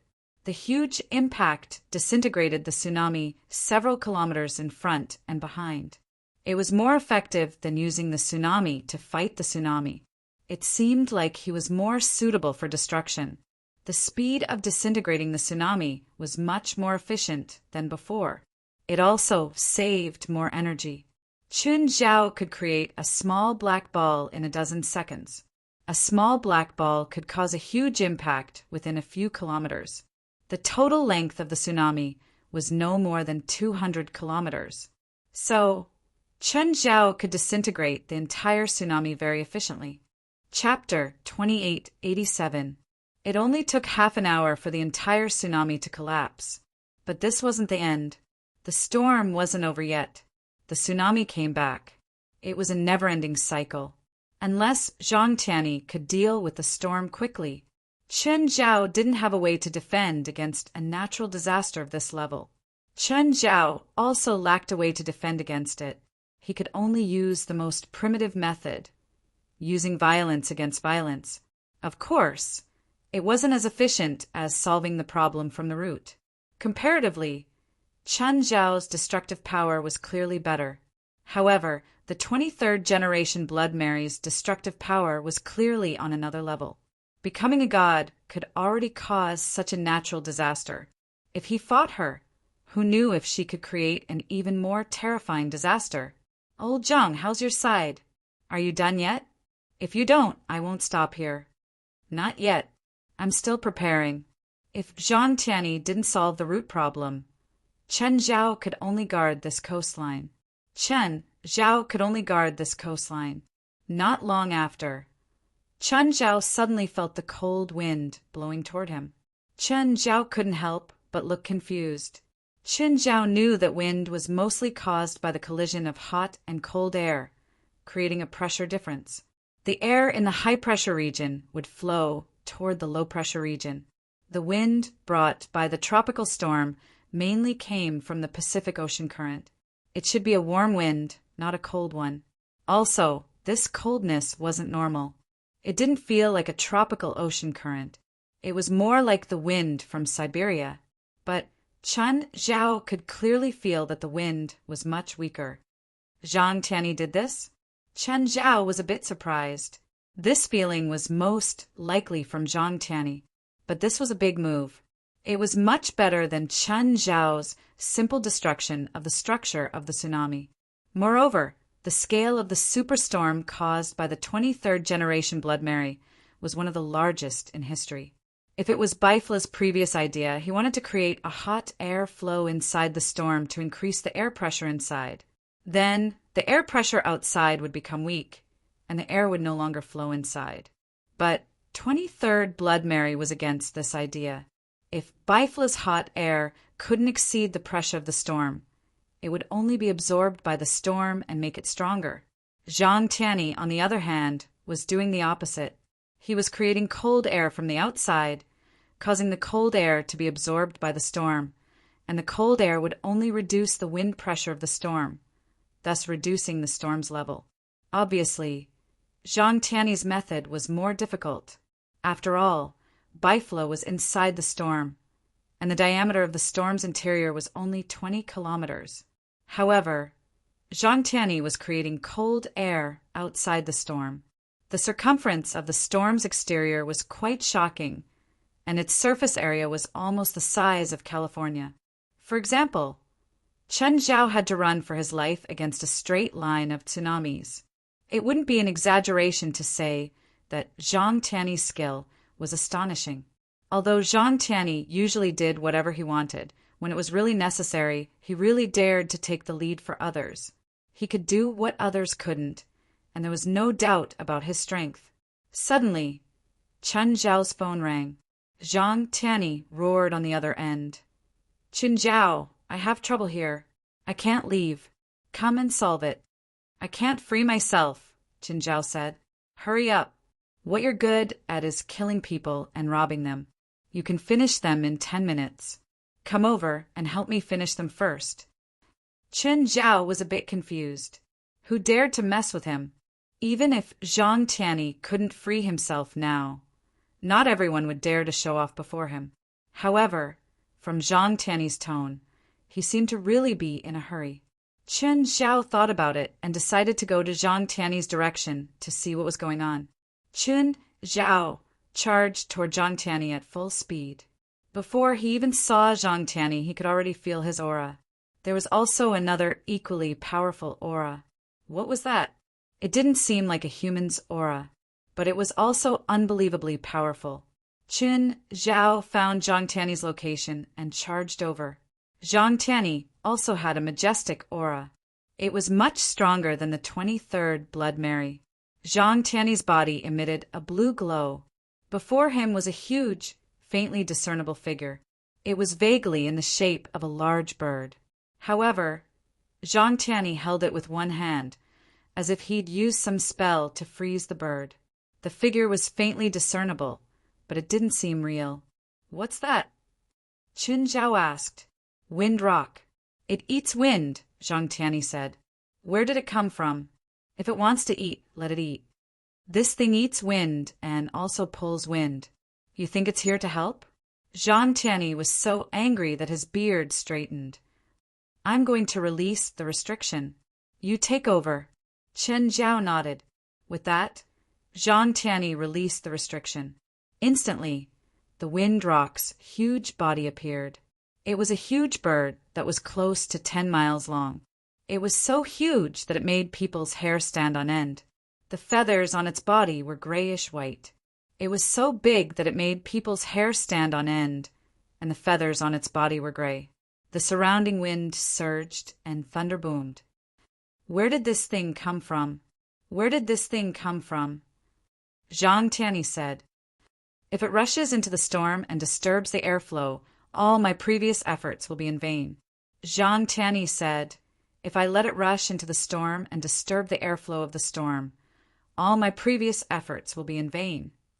If it rushes into the storm and disturbs the airflow, all my previous efforts will be wasted. You can kill it, right? Kill it and give me half of its body." Qin Zhao moved. Boom! The Wind Rock's huge body crashed into the sea. Zhang Tianyi looked at Qin Zhao's attack and clicked his tongue. Qin Zhao dove headfirst into the sea. The Wind Rock was about to leap out again. Qin Zhao smacked it on the head again and pushed it back into the sea. The sky was its home ground, but the sea wasn't, especially when Qin Zhao could control seawater. In an instant, the surface of the sea churned, creating a series of terrifying waves. It was as if countless explosive fish had exploded under the sea. A few minutes later, the sea calmed down slightly.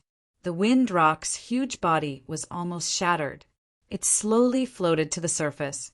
"Remember, half of it is mine," Zhang Tianyi reminded Qin Zhao. "I'll keep it for now." Qin Zhao waved his hand and put the Wind Rock into his spatial ring. However, more than half of the ring was occupied by the Wind Rock's body. The Wind Rock was simply too huge. If humans faced something like this, only nuclear weapons could harm it. Qin Zhao suddenly lifted his head and looked at the sky, confused. Zhang Tianyi also revealed a puzzled expression as he looked up at the sky. They seemed to have sensed something. Wind. Even bigger. The wind wasn't caused by the difference in air pressure. The wind carried a vast and majestic spiritual qi. Chapter 2888. Qin Zhao and Zhang Tianyi glanced at each other. They could see the shock and astonishment in each other's eyes. Even they couldn't imagine the scale of the spiritual qi in the world. Vast, surging, majestic, boundless. There seemed to be an invisible hole in the sky. The spiritual qi was seeping out of the hole. "What's in there?" "I don't know," Zhang Tianyi said. "The Wind Rock came out from there." Suddenly, another huge head appeared in the sky. A huge Wind Rock's head. Another Wind Rock came out. It was even bigger than the first one. What the hell? Perhaps it was because it was too big, but it didn't come out very smoothly. Qin Zhao obviously wouldn't miss this chance. He charged forward at top speed. Die! Instantly, a rain of blood fell from the sky. The Wind Rock's head exploded, but at the same time the sky also split open. Qin Zhao's power spread to the horizon. A terrifying red crack appeared in the sky dozens of kilometers away. An even more terrifying amount of heaven and earth's spiritual qi was pouring out of the red crack. Qin Zhao looked at Zhang Tianyi. "I think I used too much force." Zhang Tianyi was speechless too. He could feel it too. The invisible barrier in the sky hadn't been completely torn. It was probably the hole left by the Wind Rock when it came out. But Chen Zhao's attack didn't just kill the wind rock. It also completely tore open the crack. In an instant, a terrifying amount of heaven and earth spiritual qi gushed out from the opening. It crashed onto the surface of the sea, creating huge waves. Chun Zhao and Zhang Tianyi, who were below, were pushed into the sea by the terrifying spiritual qi. The two of them stabilized themselves with great difficulty. "Old Zhang, what's going on?" "I think the spiritual qi tide came early," Zhang Tianyi said. "No way. My punch caused a spiritual qi tide?" Chen Zhao really wanted to push the blame away. "That's not the cause. The real cause should be Blood Mary," Zhang Tianyi said. "She caused the spiritual qi tide to come early." Good. Ask her if there's a problem." Right now, the sea was also in chaos. Many sea creatures fought in the sea, ignoring the wind and waves. They were fighting over the wind, rock's flesh. Will the world be in chaos with the arrival of the spiritual qi tide? Chen Zhao asked worriedly. No, the spiritual energy tide is a process. How far can it go? This is just the beginning. Zhang Tianyi said. However, the appearance of the spirit energy tide means that a large number of spiritualists will awaken, even in North America. You'd better be prepared. Zhang Tianyi looked at the sky. At this moment, the storm had already been dispersed by the huge amount of heaven and earth spiritual energy. Even a storm of that scale would be defeated in the face of the boundless spiritual energy of the world. Let's go and see how Blood Mary is doing. The two of them returned to the depths of Blood Mary's manor. Chen Zhao entered the underground chamber. He saw an unfamiliar blonde young and beautiful woman sitting opposite Bifla. Is she the 23rd generation? Chen Zhao asked in shock. Bifla glanced at the two of them and nodded. She has been transforming all this time, and it hasn't stopped. At this time, the 23rd Blood Mary opened her eyes. Her pupils were golden. This was exactly the same as Aries. Her aura was also very similar to Aries's, but also different. Did you succeed? Chun Zhao sensed the aura on the 23rd Blood Mary. Not yet. The 23rd Blood Mary shook her head. My body's transformation hasn't finished. My divine kingdom hasn't been built yet. As she spoke, the 23rd Blood Mary's body started shedding again. However, it wasn't as bloody as before. Of course, in terms of horror, the current her was scarier, because she was shedding her entire human skin. After shedding her skin, the 23rd Blood Mary's even more petite body crawled out. Not only was her body smaller, but her body and appearance had also become younger. She'd looked like she was in her 20s before, but now she looked like a teenager. How many times has she undergone this transformation? Chun Zhao asked. Including this time 9 times, Bifla said. If she's still shedding, will she become a baby? Yes, the 23rd Blood Mary answered. The 23rd Blood Mary replied, My divine power is fusing with my body and transforming my body into the prototype of a divine body, which is the young god that Aries mentioned. What about vitality? Zhang Tianyi asked. He was quite concerned about this. After all, he wasn't young anymore. Theoretically, it's endless. 23rd Blood Mary answered. Can gods really become immortal? Qin Zhao asked, surprised. No, 23rd Blood Mary answered. A god's lifespan is related to their godly authority and divine power. If they don't lose their godly authority and divine power, they can continue to exist.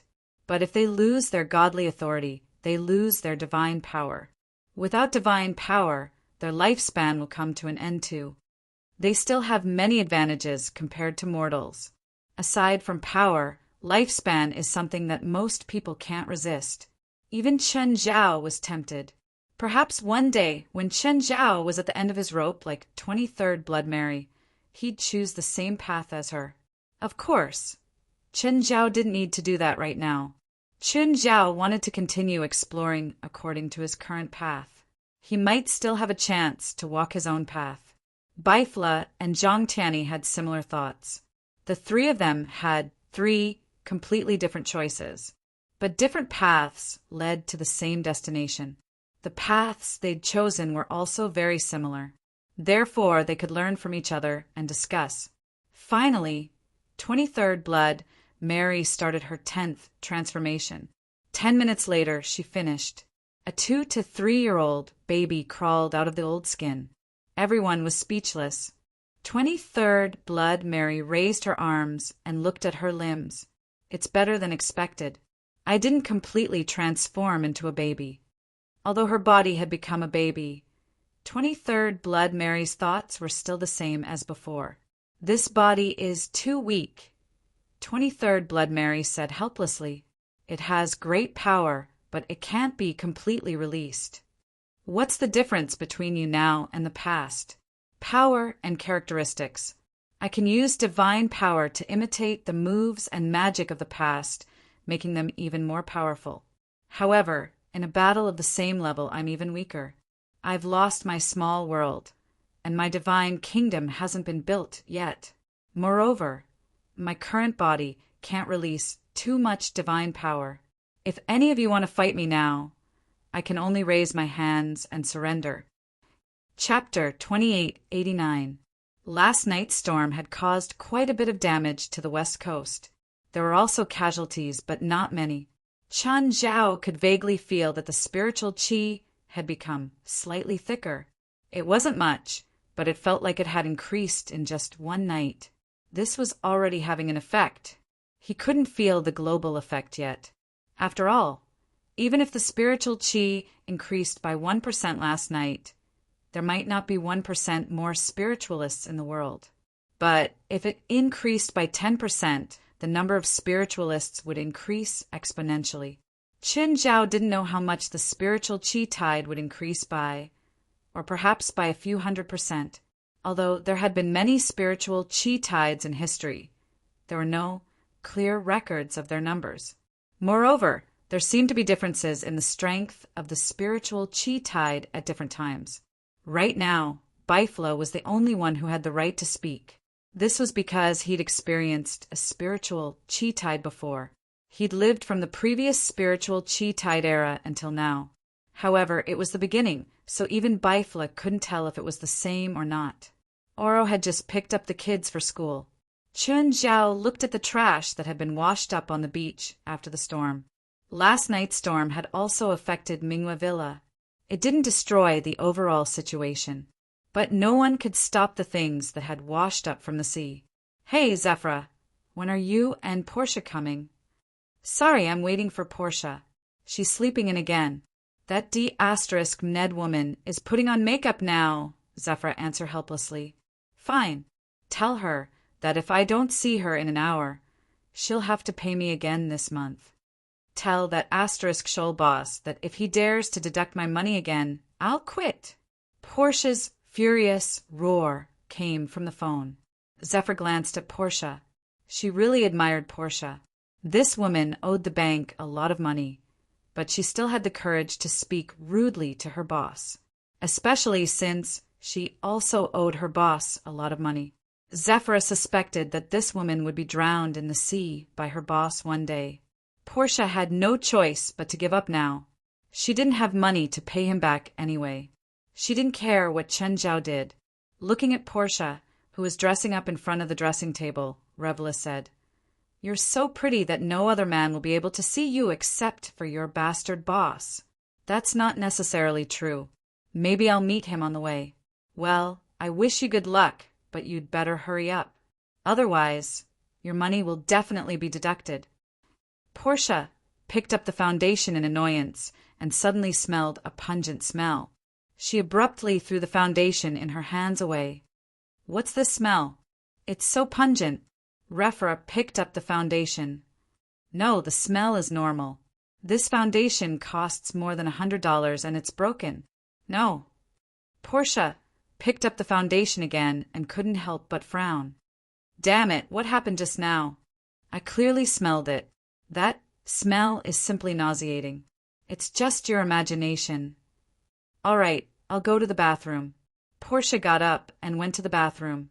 Although it seemed to be an illusion, the The smell still remained in Portia's mind.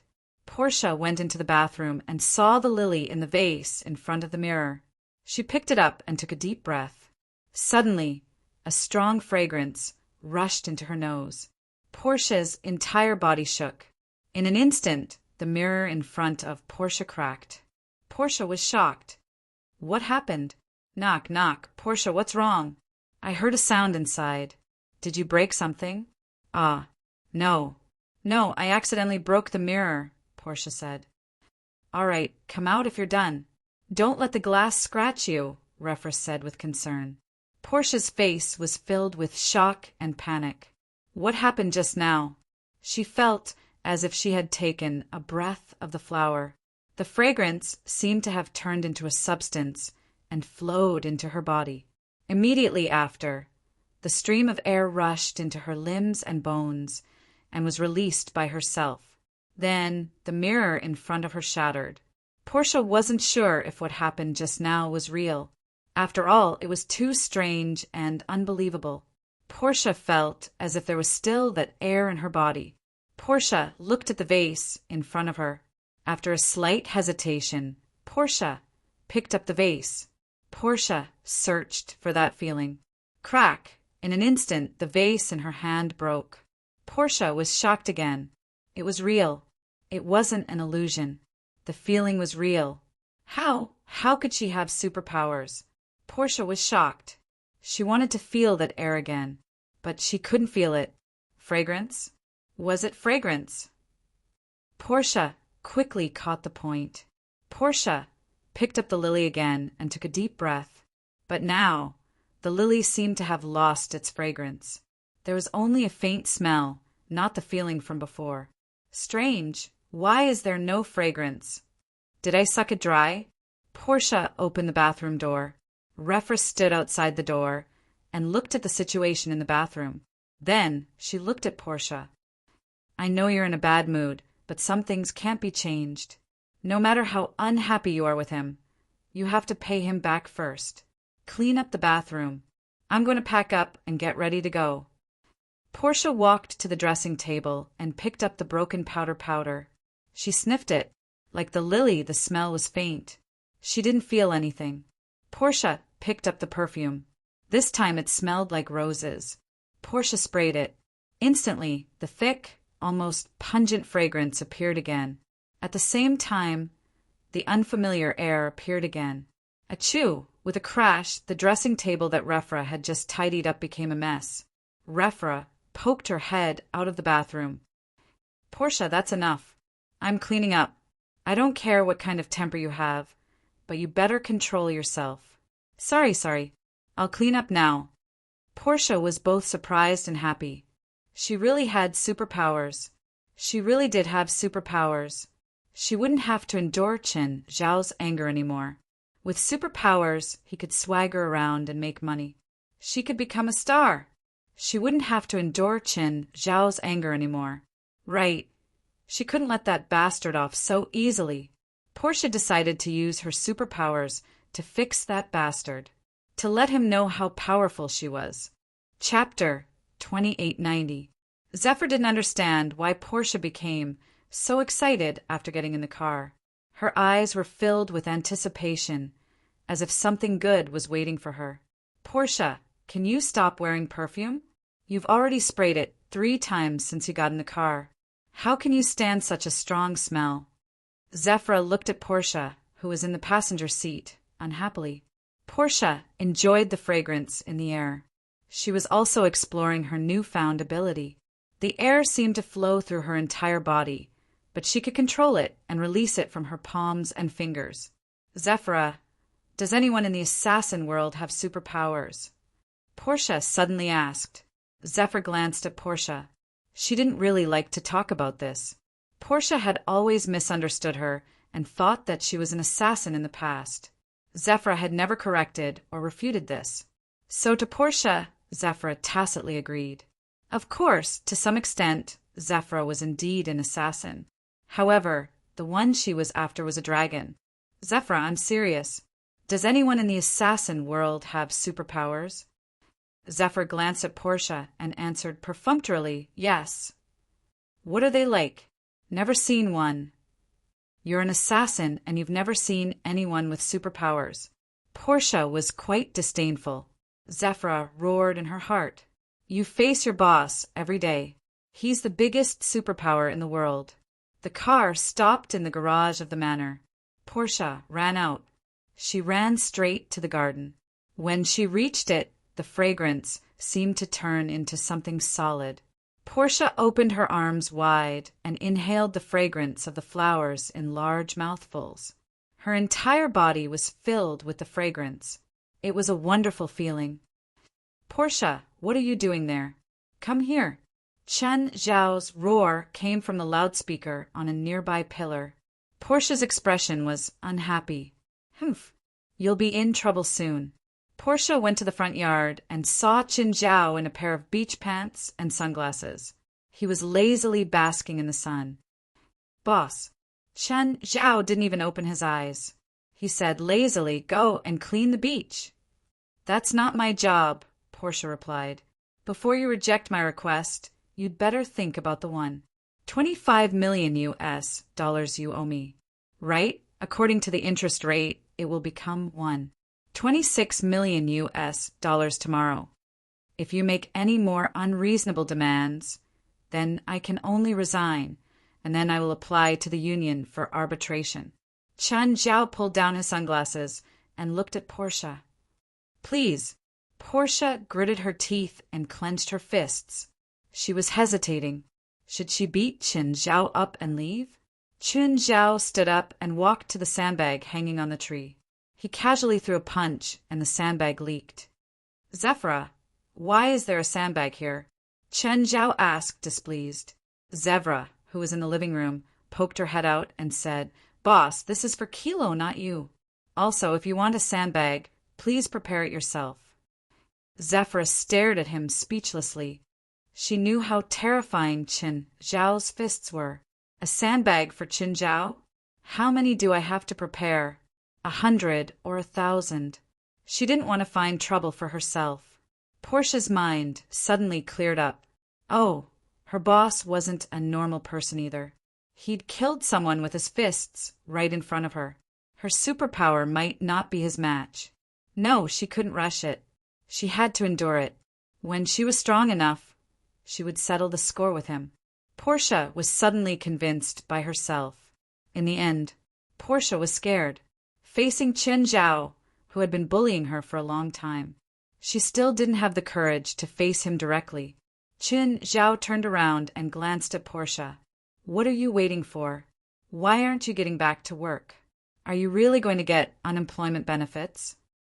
The only thing that made Portia unyielding was her attitude. After a snort, she went to work silently. Just then, Navika Lena arrived too. As Chen Zhao's legal consultant, she also had to take care of some chores in Chen Zhao's house. However, she didn't complain at all because her salary was higher than Portia's. Boss, I've basically negotiated with Mr. Bingley Lang from Northern Gravity.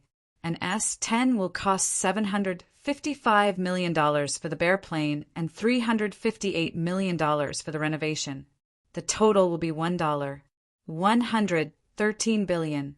We're waiting for your signature now. Huh. I remember they said that the S-10 model cost $810 million. Can you lower it by $55 million? Boss, you have a lot of choices, but they don't. They need to make up for their huge losses. Plus, they have 4 S-10s on the production line, but they don't have any buyers. We just want to buy a semi-finished one. It'll only take a month for it to be on the runway. Of course, the interior renovation will take at least 3 months. Plus the test and inspection, it'll take half a year. Yes, the time and price are both acceptable, but they have special requirements too. What requirements? The first advance must be $300 million. They also have to be paid within half a month after signing the contract. Sure. When do we sign the contract? Of course they want it as soon as possible, Navika said. It'd be best if it's today. A few days is fine. Chen Zhao waved his hand. Since he had the initiative, Chen Zhao wasn't in a hurry. He was in a hurry to get the private plane, but a few days was fine. They were in a hurry to sign the contract and get their advance payment. The bank was probably in a hurry. Boss, according to our agreement, I'll get 0.5% commission based on how much I can help you reduce. Is that still valid? Of course. You can withdraw at any time after signing the contract. Navika was overjoyed. She'd helped Chen Zhao save $55 million. Then her 0.5% commission would be $275,000. This was a huge sum of money for anyone, not to mention a new intern like her. Also, how's the small model I asked you to find? Boss, your requirement is to have it in stock and deliver it within a month. It's a luxurious small and medium-sized model with a price within $80 million. So far, I've found Gulfstream's G650 and Bombardier's Global 6000. These two models are the most suitable. Among the small and medium-sized models, they have the highest support ratings and are the most comfortable. You can get them within a month after paying. Sure, contact their company and ask for one of these two models. Navika Lena was already used to her boss's extravagance. Do you need a loan? Rich people loved taking loans to buy these luxuries. It wasn't that they weren't rich enough, but they were used to turning cash into investments. Qin Zhao shook his head. He didn't like loans. He had enough cash in his bank account. Why would he need a loan? Mainly, he didn't like the feeling of owing money. Chapter 2891. Stop. I'll buy a bouquet of flowers, Portia said. Zevla was speechless, but she still stopped the car and asked Portia to buy the flowers. She felt that Portia was behaving strangely. In short, she was behaving strangely in every sense. If there was a cosmetic store on the side of the road, Portia would definitely pull the steering wheel and ask her to stop. She felt that buying flowers was a waste of money, so she would never spend a single cent on flowers. But today, she actually took the initiative to suggest buying flowers. When Portia entered the flower shop, the owner was a beautiful woman. Miss, what flowers do you need? Portia took a deep breath of the fragrance in the air. What's the most fragrant flower? Portia asked. Lilacs, lilies, and gardenias are all very fragrant, the owner replied. Usually, people who bought flowers had a purpose. If they were placed at home to arrange flowers, most of them were for the sake of beauty. Very few customers would want to buy flowers for fragrance. Of course, the owner still truthfully told her 3 famous flowers for their fragrance. If you need flower arrangement services, we'll add $1, but the effect won't disappoint you.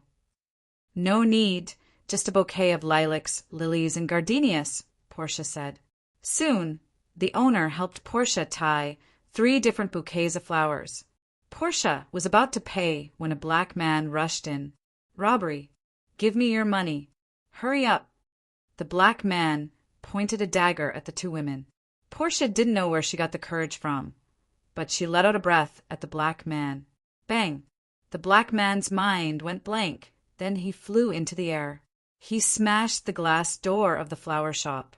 Portia's mind went blank, and so did the owner. She didn't see what happened. When the black man rushed in, she was so scared that she hugged her head and squatted on the ground.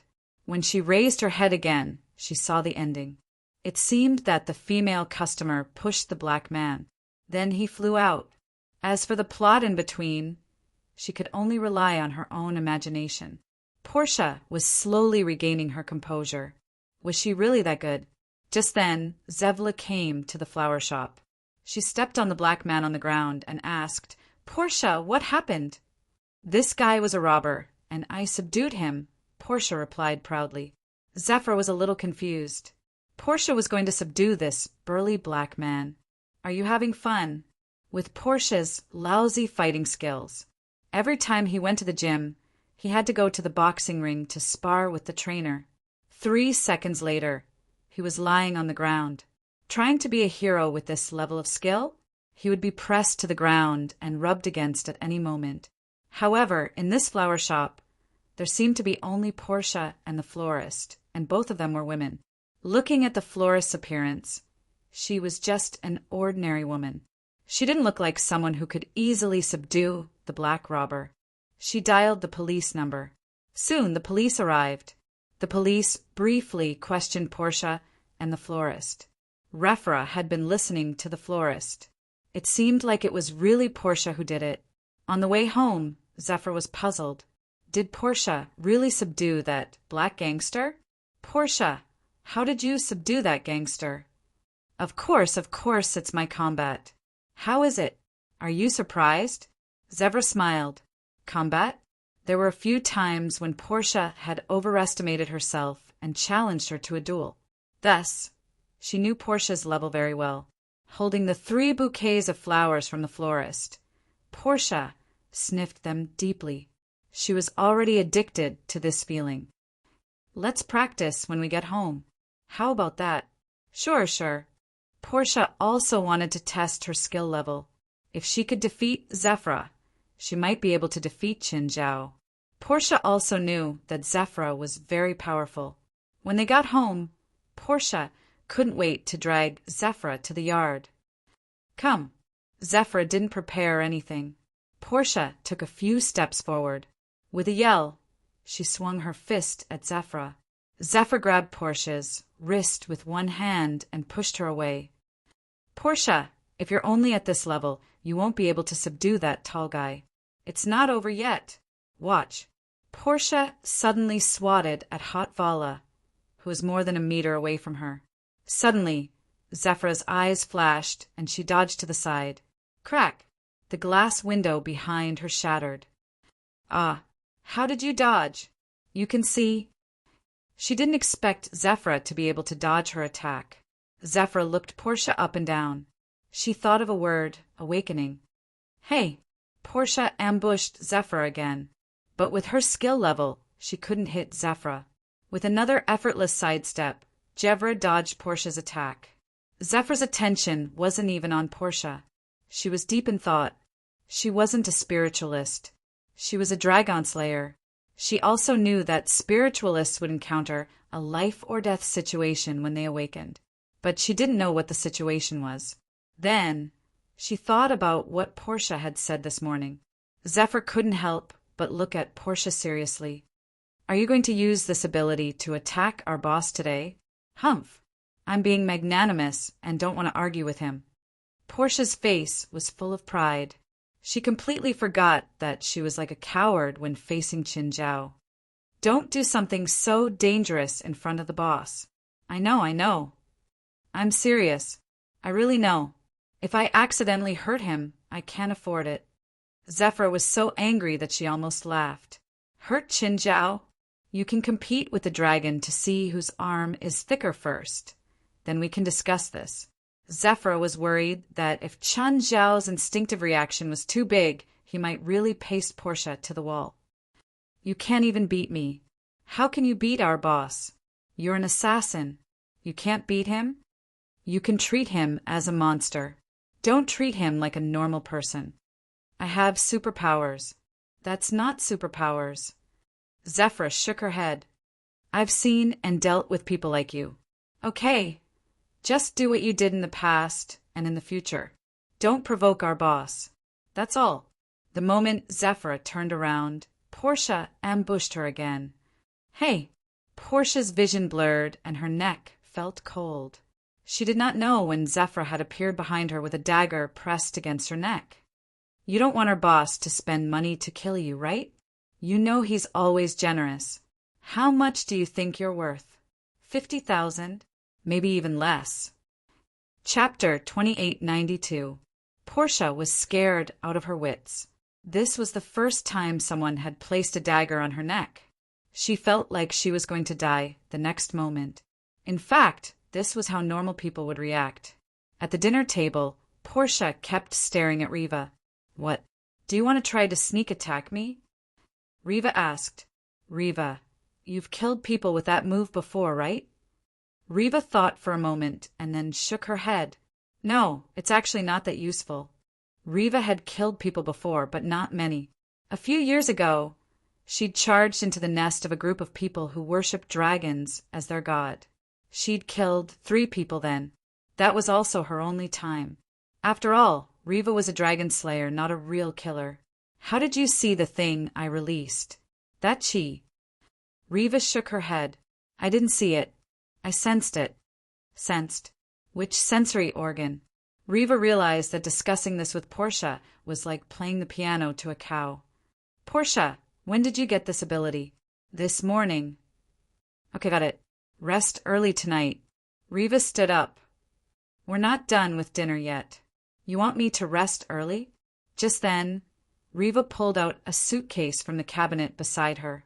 Portia had seen this suitcase a few times, but she didn't think much of it. After all, Riva didn't hide it, so Portia didn't think much of it. However, when Riva opened the suitcase, Portia was shocked. Portia was shocked. There were all kinds of guns, knives, grenades, and some strange instruments that she couldn't understand. What's this? It might be troublesome tonight. Riva wasn't sure either.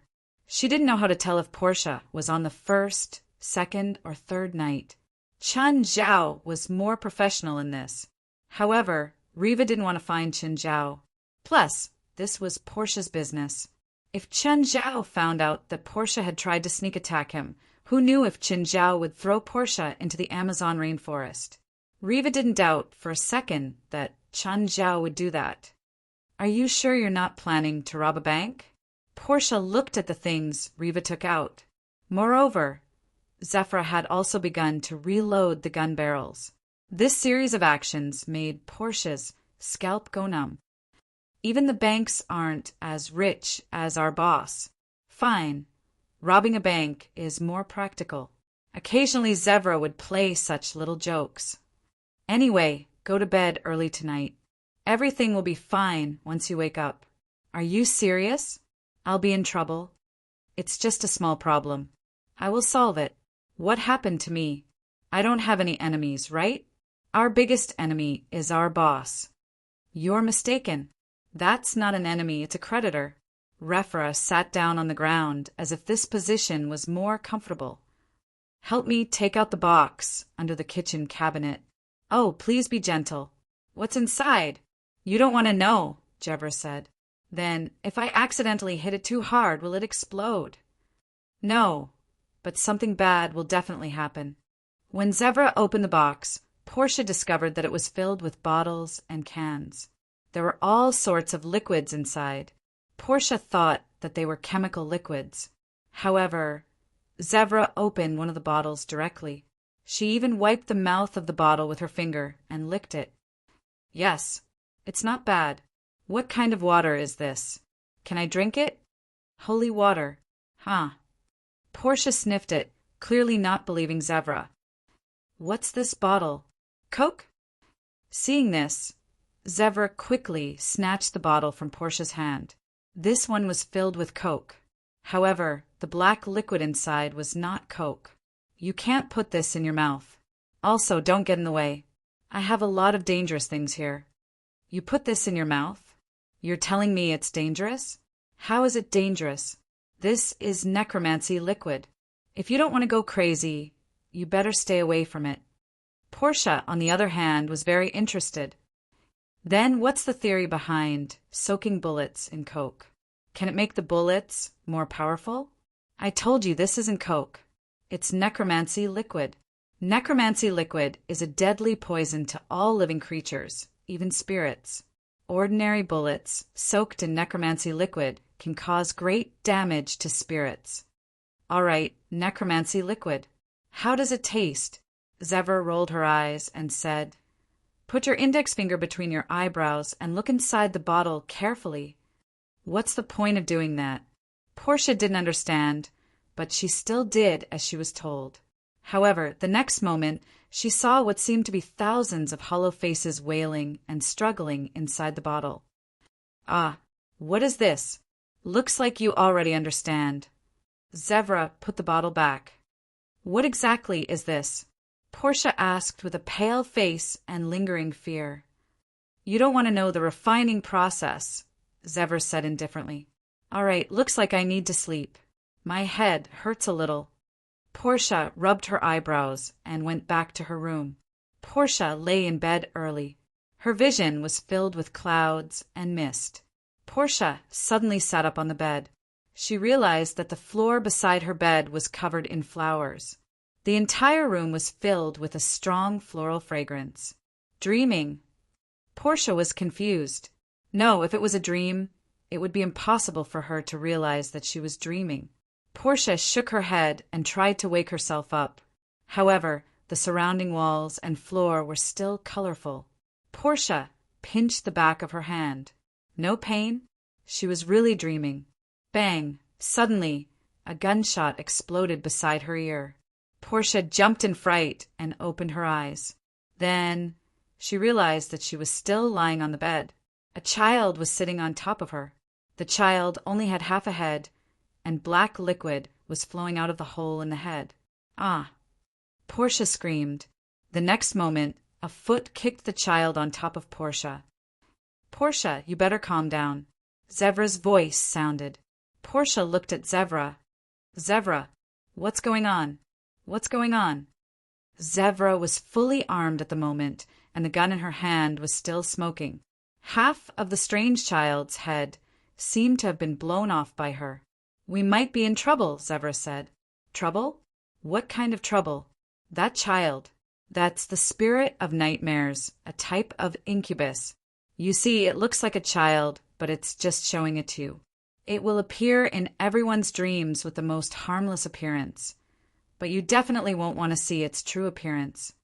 What trouble are you talking about? That nightmare spirit? 9 Heavens, Divine Emperor. Chapter 2893. That's just an appetizer. Zevra suddenly kicked Portia's bedroom door. The bedroom door, which was supposed to open inwards, was kicked open by Refra. Then Zevra fired several shots at the door. A few holes were left on the door. Zevra, what's going on? Anyway, it's just trouble. What are those things? They want your things, your abilities, your magic, or your body. You're talking about demons, right? In any case, it's always that kind of thing. Zevra grabbed Portia's hand and walked out. Just then, Portia saw a blurry figure flying toward them. Watch out. Ah! Portia screamed again. Bang, bang. You better shut up. Don't disturb me, Zevra said unhappily. Where's the car key? Where's the car key? Car key? Of course.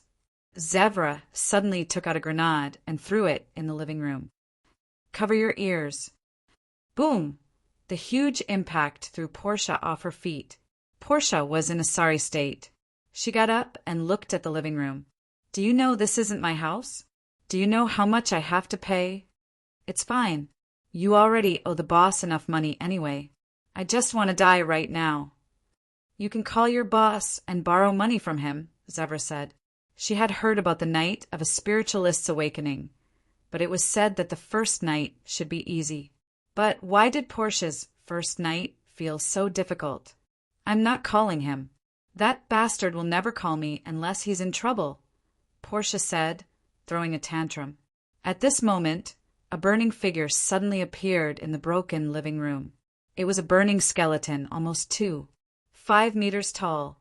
It held a scythe in one hand and a chain in the other. Don't tell me that's Ghost Rider? Portia was dumbfounded. It looks more like the Grim Reaper. Hiss! The burning skeleton suddenly let out a roar. At the same time, a terrifying heat wave exploded from its body. Bang, bang! Zevra fired twice. However, it only managed to make the burning skeleton tilt its body slightly. The burning skeleton suddenly threw the chain at Zevra. She immediately pushed Portia away and grabbed the chain. The red-hot chain directly scorched the skin of Refra's palm. Ah! Although Zevra let out a painful cry, she did not let go. She raised the gun with her other hand and fired 2 more shots at the burning skeleton. The arm of the burning skeleton was broken by Zevra. Only then did Zevra drop the chain. Zevra quickly took out a bottle of holy water and poured it on her burned palm. However, a large amount of black smoke gushed out from the broken arm of the burning skeleton, and a new withered arm grew out from the black smoke. Let's go! Zephyr threw the holy water at the burning skeleton. The burning skeleton swung its scythe and split the holy water in half. The burning skeleton did not touch the holy water. Where did this monster come from? It's so hard to deal with. Revla's face was serious. Portia was terrified by the scene before her eyes. Everything in front of her was completely beyond her knowledge and imagination. Zephyr was originally full of confidence. After all, she had heard about the first night from a spiritualist she knew. It was said that the spiritualist she knew had easily helped someone solve the first night's awakening. And in terms of strength, she was much stronger than that spiritualist. So she thought that she could easily help Portia solve the first night's awakening. However, that was not the case. In short, Portia's first night's awakening was very strange. Logically speaking, she should have fainted for various reasons on the first night. However, she did not faint. From the looks of it, she was quite awake. But what was the use? It was better for her to stay unconscious. At least she would not be a hindrance. She could not help it all and always cause trouble for her. Also, wasn't the first night's awakening too difficult? No matter how one looked at it, this burning skeleton did not look like an ordinary evil spirit. It could use its own power to create a physical body. Basically, it could be concluded that it was already at the disaster level.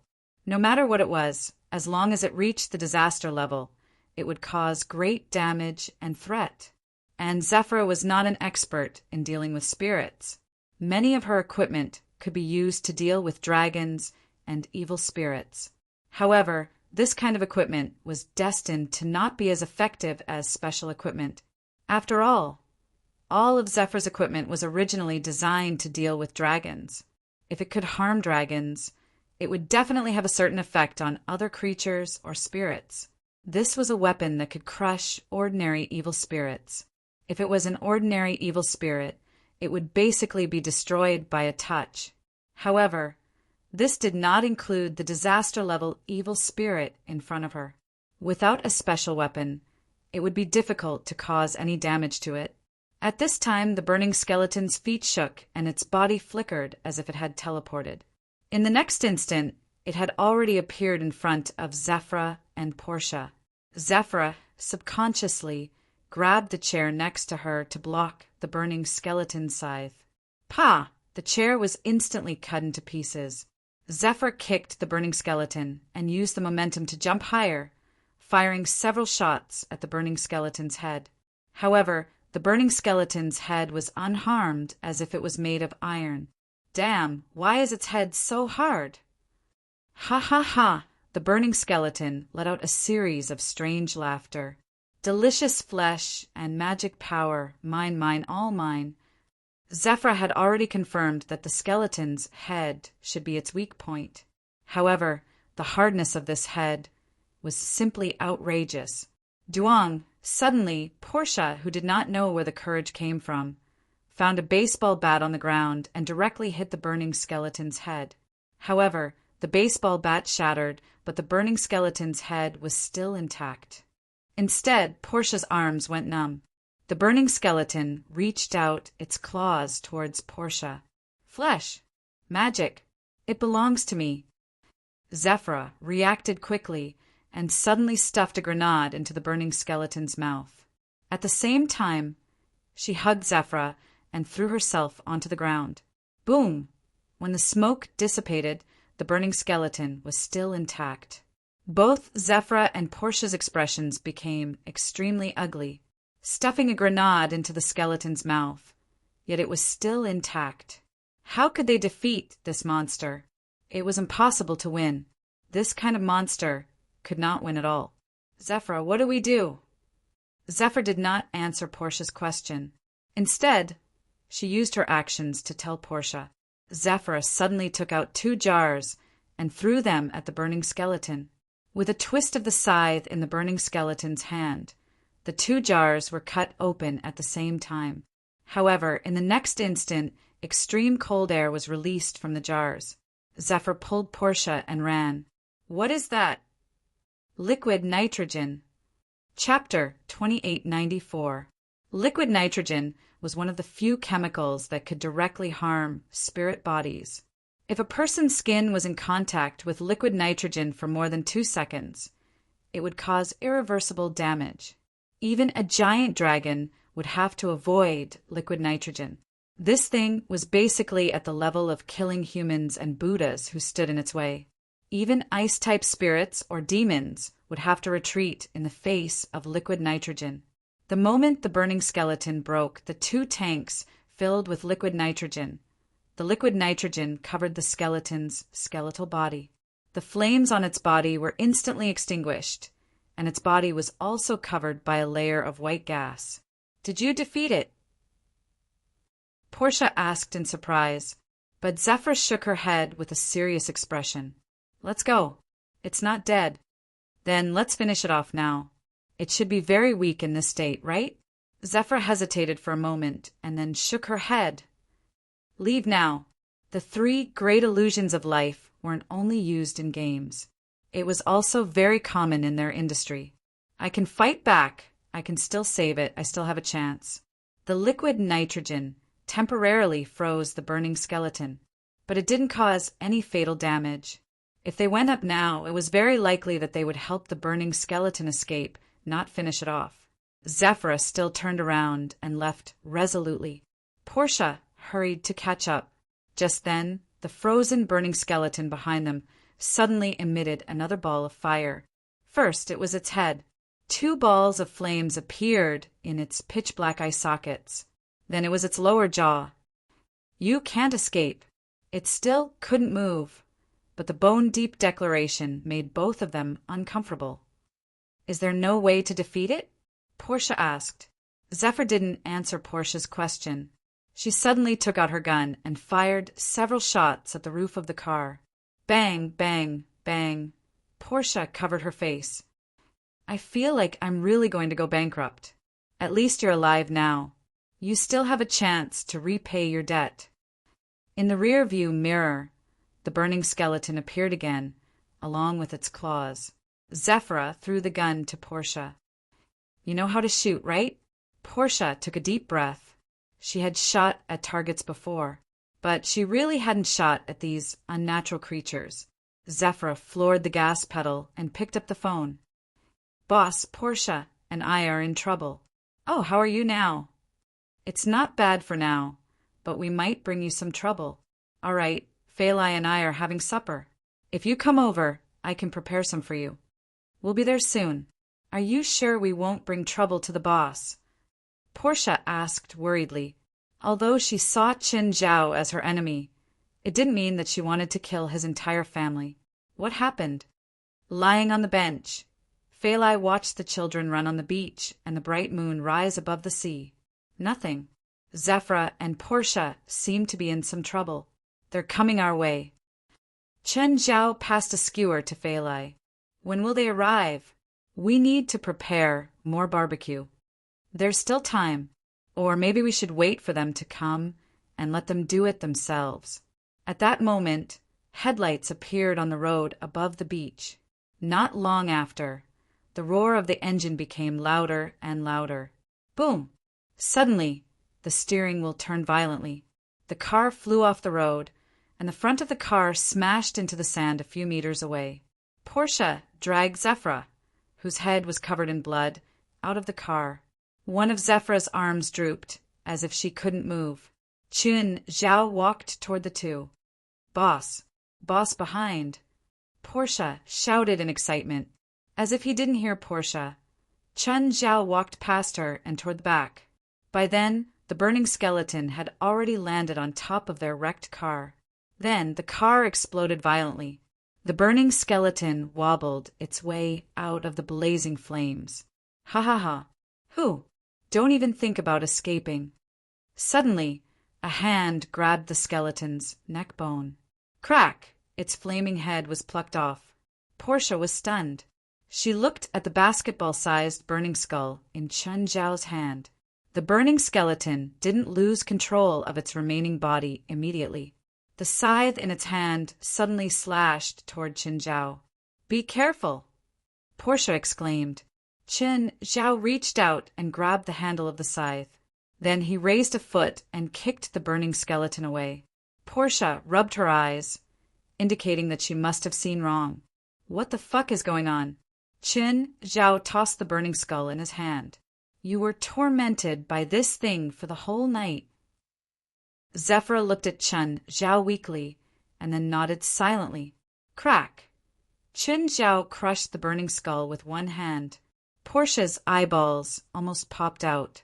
She and Zephyr knew very well how hard this thing was. Even a grenade wouldn't leave a mark on its mouth. And then, Qin Zhao crushed it with one hand. Is this a joke? Portia never knew that her boss was this terrifying. Not only did he kill people with one punch, but he also killed them with one punch. How could such an obviously inhuman existence exist? Did he also kill them with one hand? Portia suddenly remembered that she'd planned to teach Qin Zhao a lesson when she went to work in the morning. She suddenly felt extremely glad that she'd been smart. She was so happy that she didn't fight. Where did you provoke this thing? Qin Zhao asked, confused. This is her night of awakening, Zephyr said, pointing at Portia. Night of awakening? How many nights? Qin Zhao looked at Portia in surprise. At this level, it's at least the second night.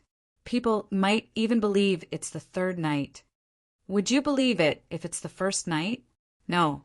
I've seen the Night of Awakening before. I know the rough difficulty levels. The first night can't be like this. Wait.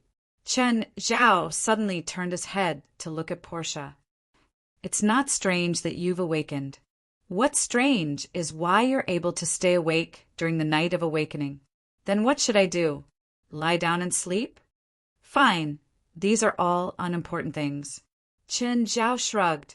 Qin Zhao had a vague suspicion that Portia's awakening and the first night might be due to the spiritual tide.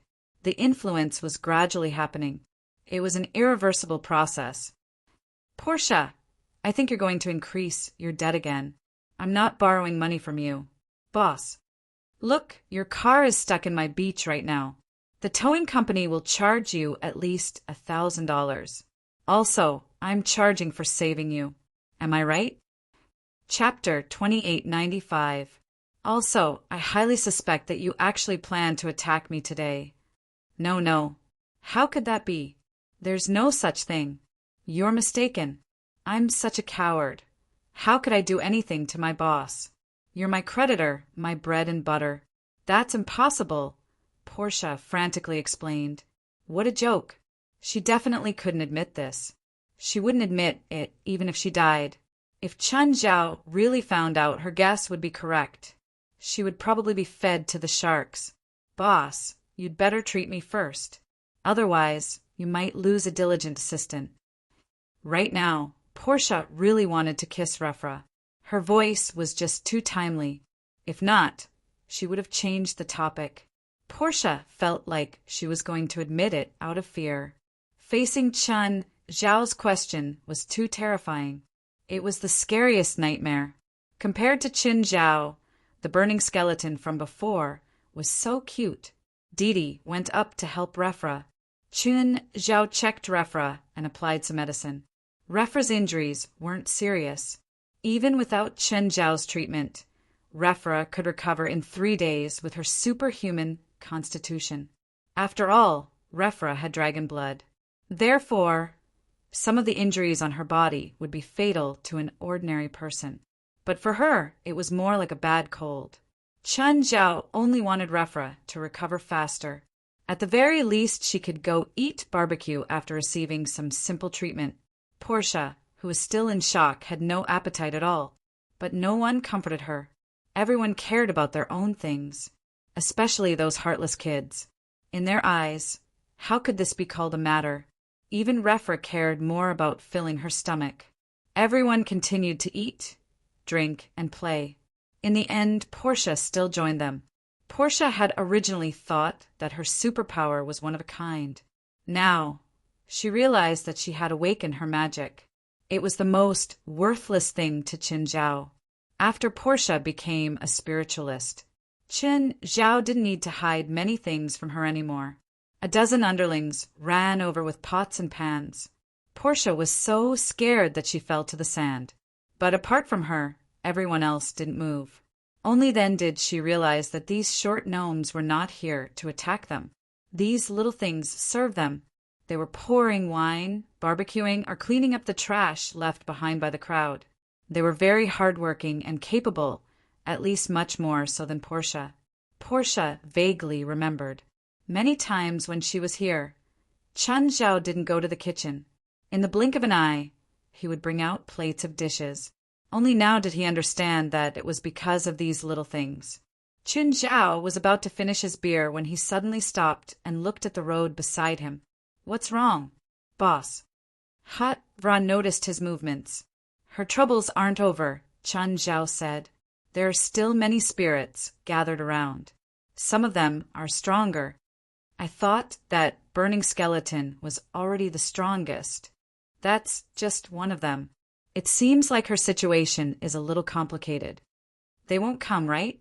Portia looked at Chun Zhao worriedly. She didn't have a clear idea of Chun Zhao's strength. She didn't know if Chun Zhao could block those messy things. Sha! Just then, a sound came from the dense grass outside. Raymond had already gone to deal with it. If an attack of this level could get in, all of Chun Zhao's preparations would be meaningless. Portia also saw the huge snake figure. Of course, she knew about Chun Zhao's snake, Raymond. In fact, she'd interacted with Raymond many times. She'd also killed all the beasts in Chun Zhao's house. However, she didn't expect Chun Zhao's things to be good at exorcism too. Not only did he have a set of skills, Portia saw that his huge body was like a rampaging monster. Of course, she wasn't afraid at all. Instead, she felt safer than ever.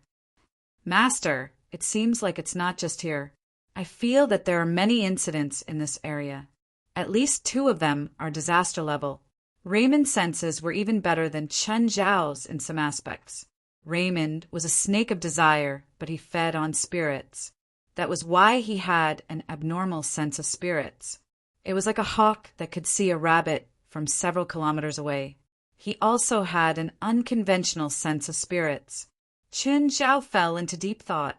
It seemed that the world had changed. Even the number of people awakening had increased. Multiple awakenings in one city at the same time. This wasn't normal, especially since this was Los Angeles, a large region in North America. The ratio of spiritualists here was already low. Now, there were actually multiple awakenings at the same time. This was just the beginning. It had only been 24 hours since the spiritual chi tide had appeared. In the future, as the spiritual chi in the world increased, these incidents would become more frequent. Just then, West called. "President, there seems to be a problem today. I've received requests for help from 4 awakenings. One of them is also an awakener, but not tonight. He seems to be on his 2nd night. Do you have enough people?" "No problem for now." What a joke. The lowest standard of the supernatural organization was to face the first night alone. If they couldn't solve it, they might as well hang themselves together. Don't underestimate these first night awakeners. I've also had a first night awakening, but it's almost as difficult as the 2nd night. Everyone in charge of the night of awakening must be on high alert. I'm not sure how strong the night is, but you can't treat it like a normal first night. Okay, I understand.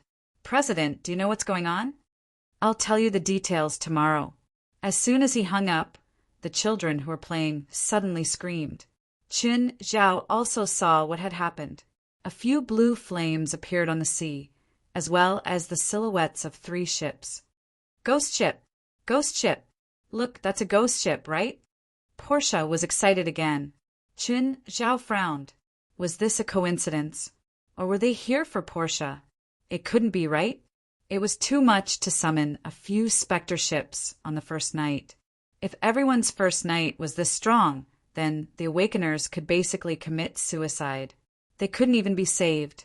Unless they had the protection of half of the supernatural organization, it would be very difficult to withstand this level of strength. Chun Zhao couldn't help but worry. Would there be a problem with the first nights the supernatural organization was in charge of? There was also a second night tomorrow. The difficulty would probably increase too.